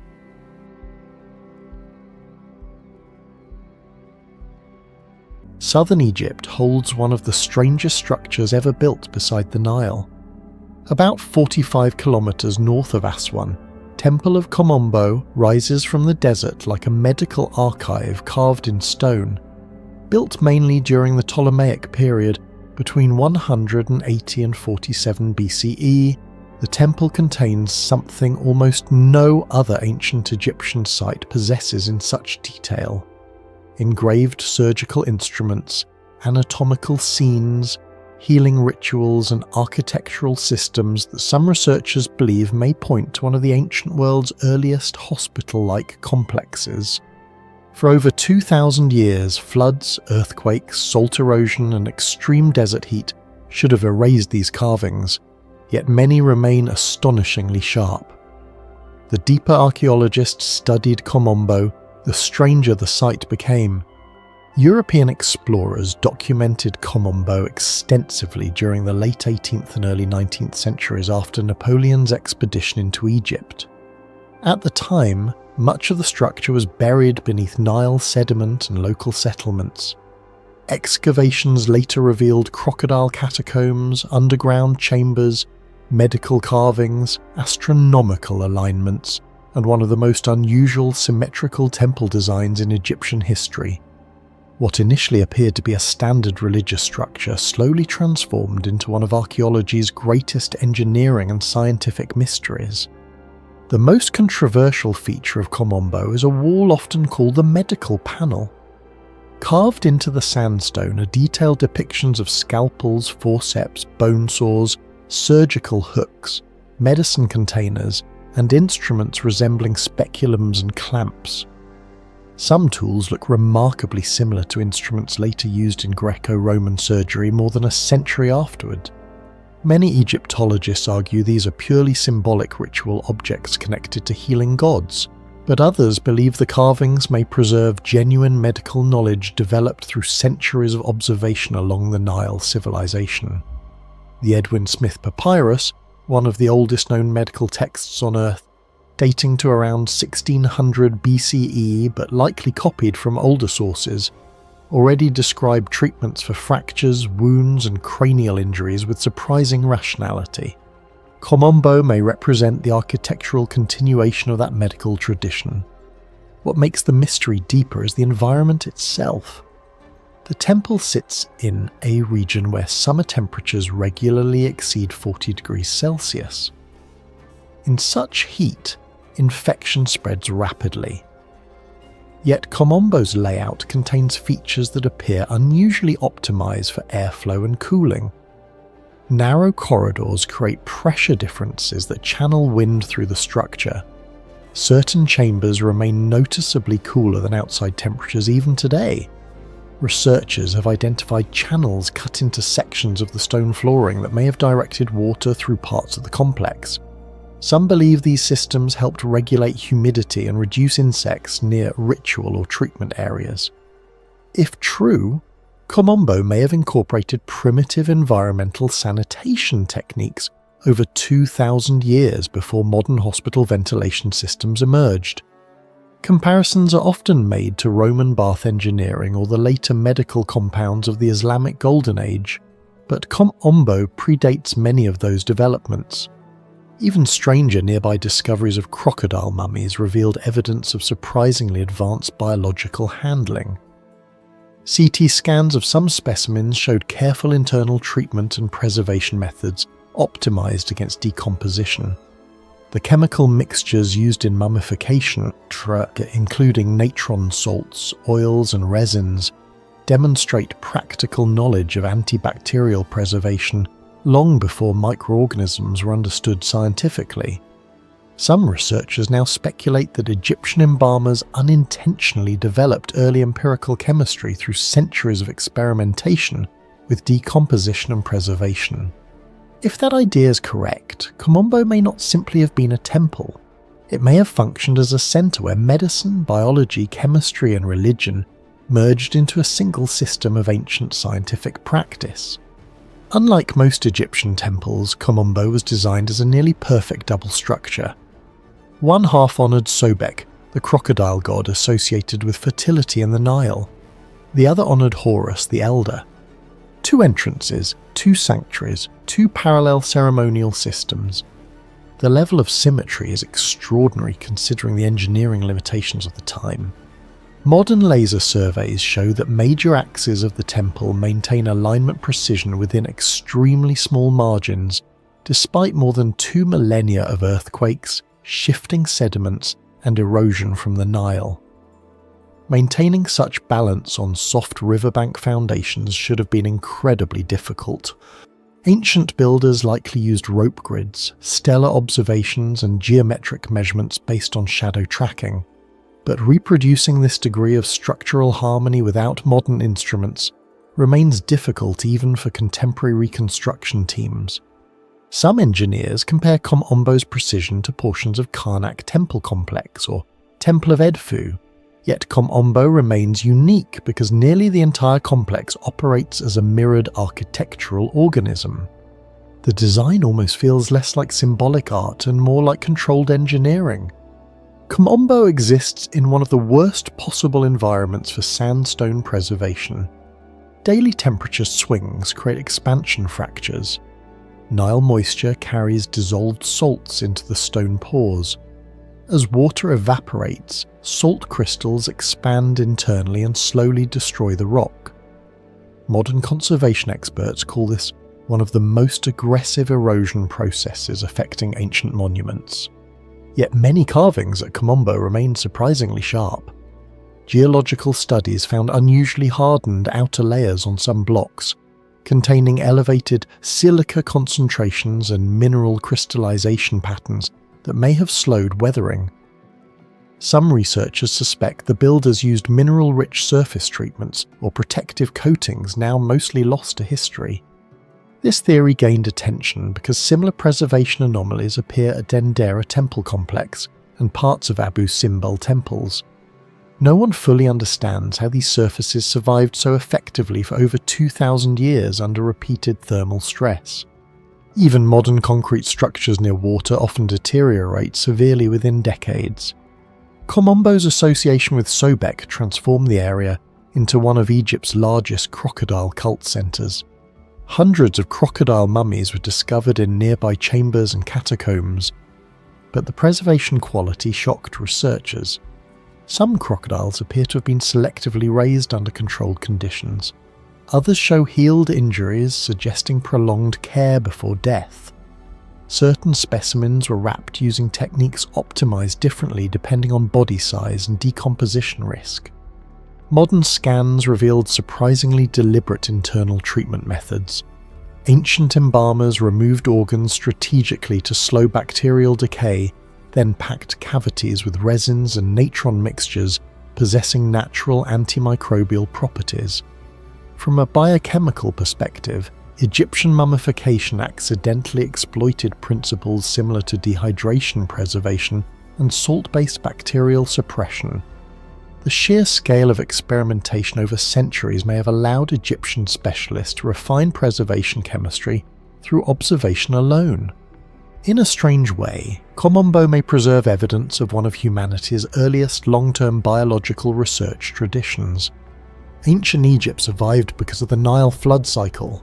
A failed flood meant famine, an excessive flood meant catastrophe. At Komombo, inscriptions and architectural alignments appear connected to seasonal monitoring systems tied to Sirius, solar positioning, and flood timing. Some researchers believe portions of the temple acted as giant environmental instruments. Shadows cast through columns and corridors may have helped track seasonal changes with impressive accuracy. The heliacal rising of Sirius, which closely aligned with Nile flooding cycles for ancient Egyptians, became one of the most important astronomical markers in their civilization. Even a small prediction error could affect agriculture across entire regions.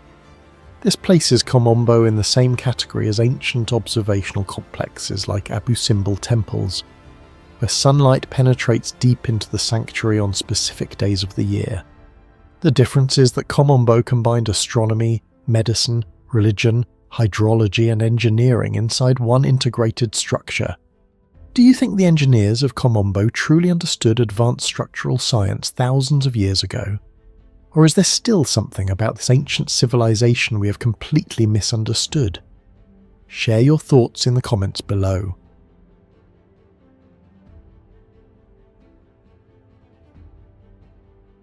In the lowland forests of eastern Guatemala, along the fertile banks of the Motagua River, stands Quiriguá, a site that, at first glance, appears quiet, almost modest compared to towering Maya cities like Tikal or Copan, yet that impression collapses the moment its monuments come into view, because rising from the earth here are the tallest freestanding stone monuments ever created in the Maya world, with the most extreme example, Stela E reaching over 10.6 meters in height and weighing approximately 60 to 65 metric tons, a scale that is not merely large but structurally improbable within the technological limits of its time, where no iron tools existed, no wheeled transport systems were in use, and no draft animals were capable of hauling such weight. And yet beyond this overwhelming scale lies a deeper anomaly, as every surface of these massive stones is covered in carvings of astonishing precision glyphs, portraits, ceremonial regalia executed with a level of detail that seems fundamentally incompatible with the tools presumed to exist, turning Quiriguá into something far more unsettling than a ceremonial center, because it is not simply a display of monumental ambition, but a contradiction carved directly into stone.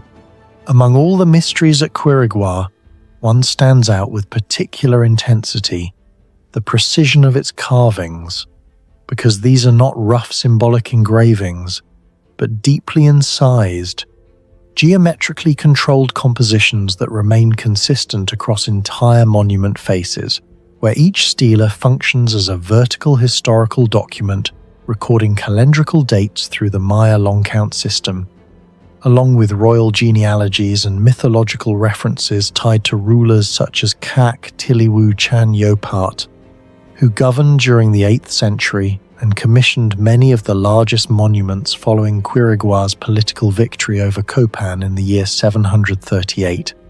Yet the technical question remains unresolved, because the stelae are carved primarily from red sandstone, a material that typically falls between 6 and 7 on the Mohs hardness scale depending on composition, making it resistant enough to maintain structural integrity but brittle enough to fracture under uneven stress.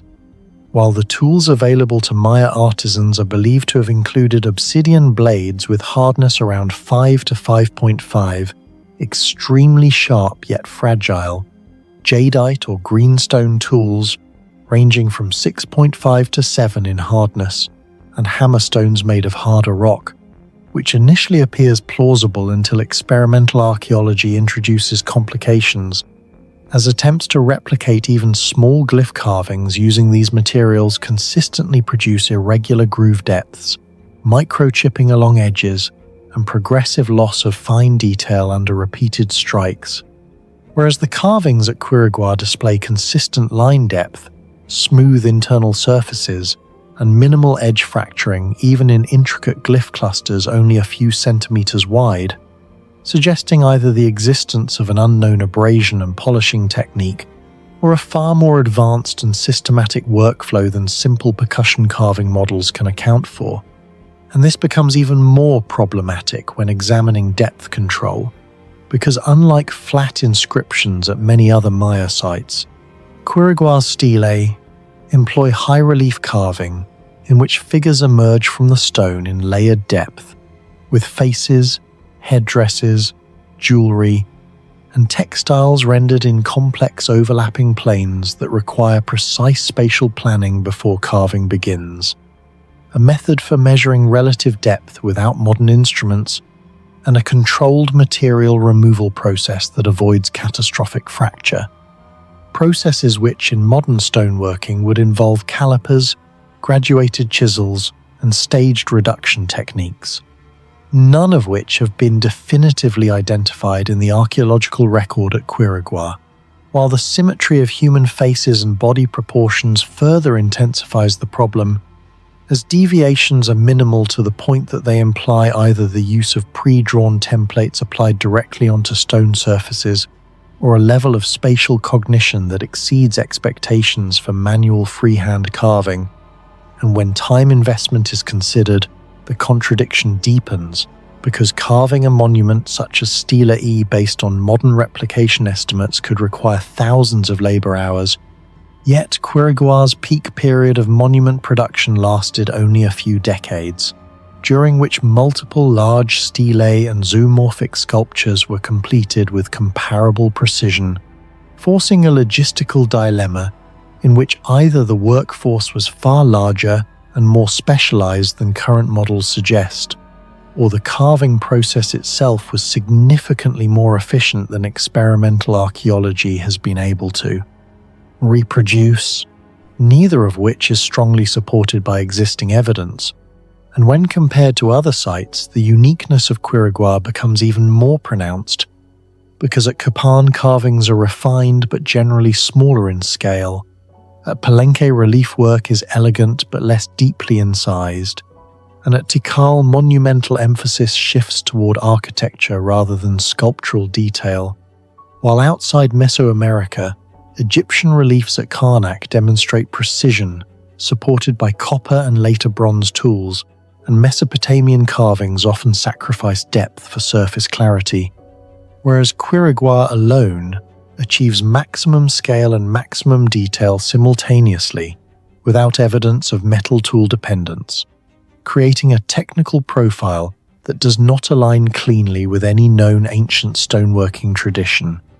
Beyond the carvings themselves, the spatial arrangement of the stelae introduces another layer of mystery, because the monuments are not randomly placed but instead form a structured layout within the plaza, where alignments appear to correspond to solar events such as solstices and equinoxes, and certain sightlines between stelae may mark calendrical transitions, while others seem to encode political narratives, effectively transforming the plaza into a three-dimensional historical text.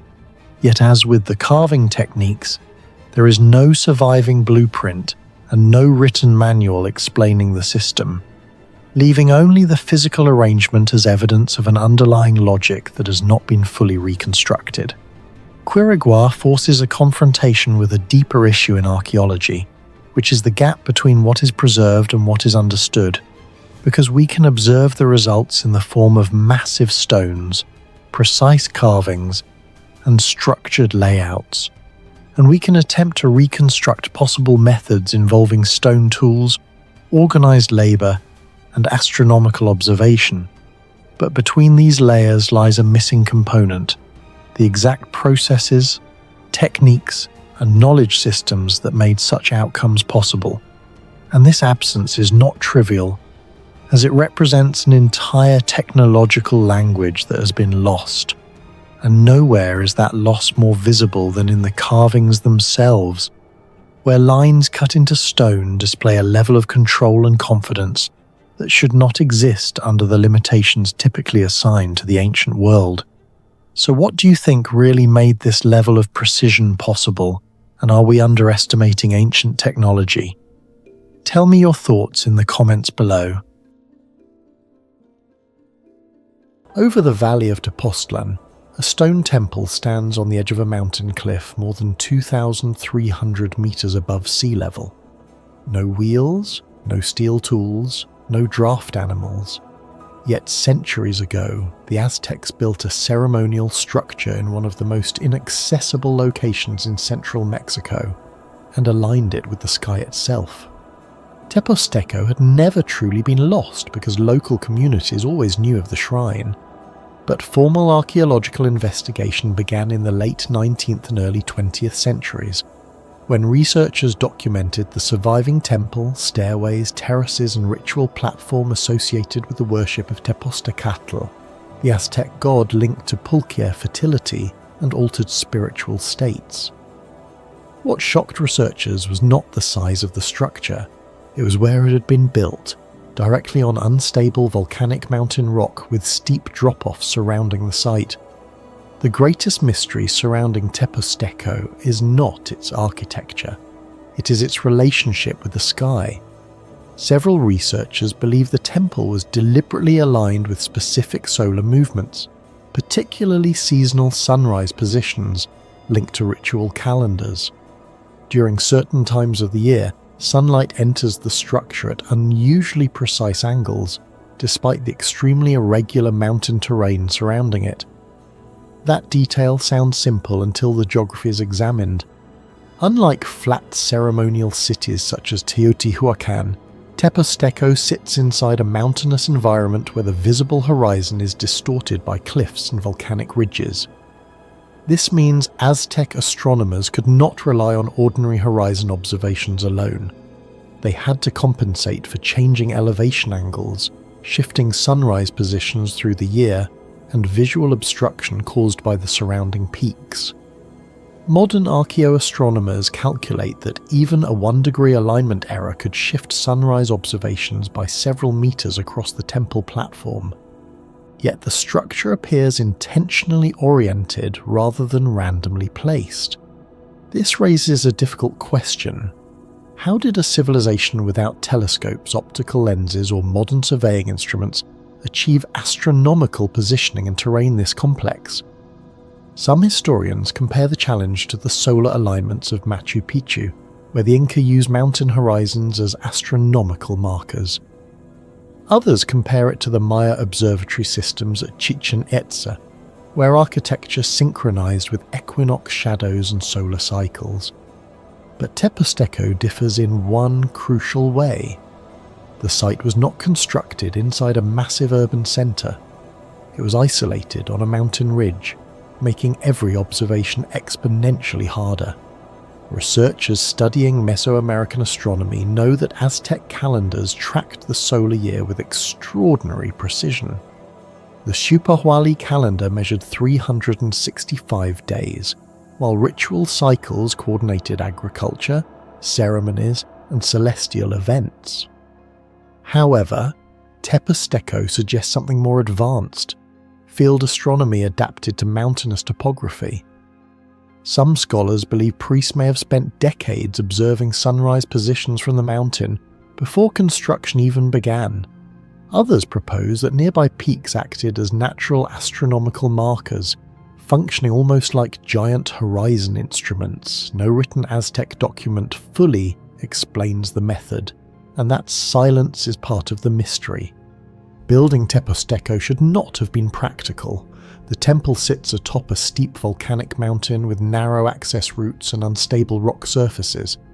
Even modern visitors require a difficult climb of nearly 2 kilometers through sharp elevation gain to reach the summit. Yet centuries ago, workers transported stone blocks, ceremonial objects and construction materials to the peak without horses, oxen or wheeled transport. Archaeologists estimate some construction stones weighed several hundred kilograms. While this is far smaller than the multi-ton blocks of Egypt or Peru, the terrain at Teposteco may have made transportation even more dangerous. One theory suggests the builders used temporary earth ramps combined with agave fiber ropes. Another proposes coordinated human hauling teams similar to methods used at Maya and Inca sites. But no definitive physical evidence for these transport systems has been found on the mountain itself. The bigger mystery is structural stability. Central Mexico experiences regular seismic activity, yet Teposteco survived centuries of earthquakes, erosion and seasonal storms. Geological studies indicate the builders carefully selected portions of volcanic bedrock, less vulnerable to fracture lines and runoff erosion.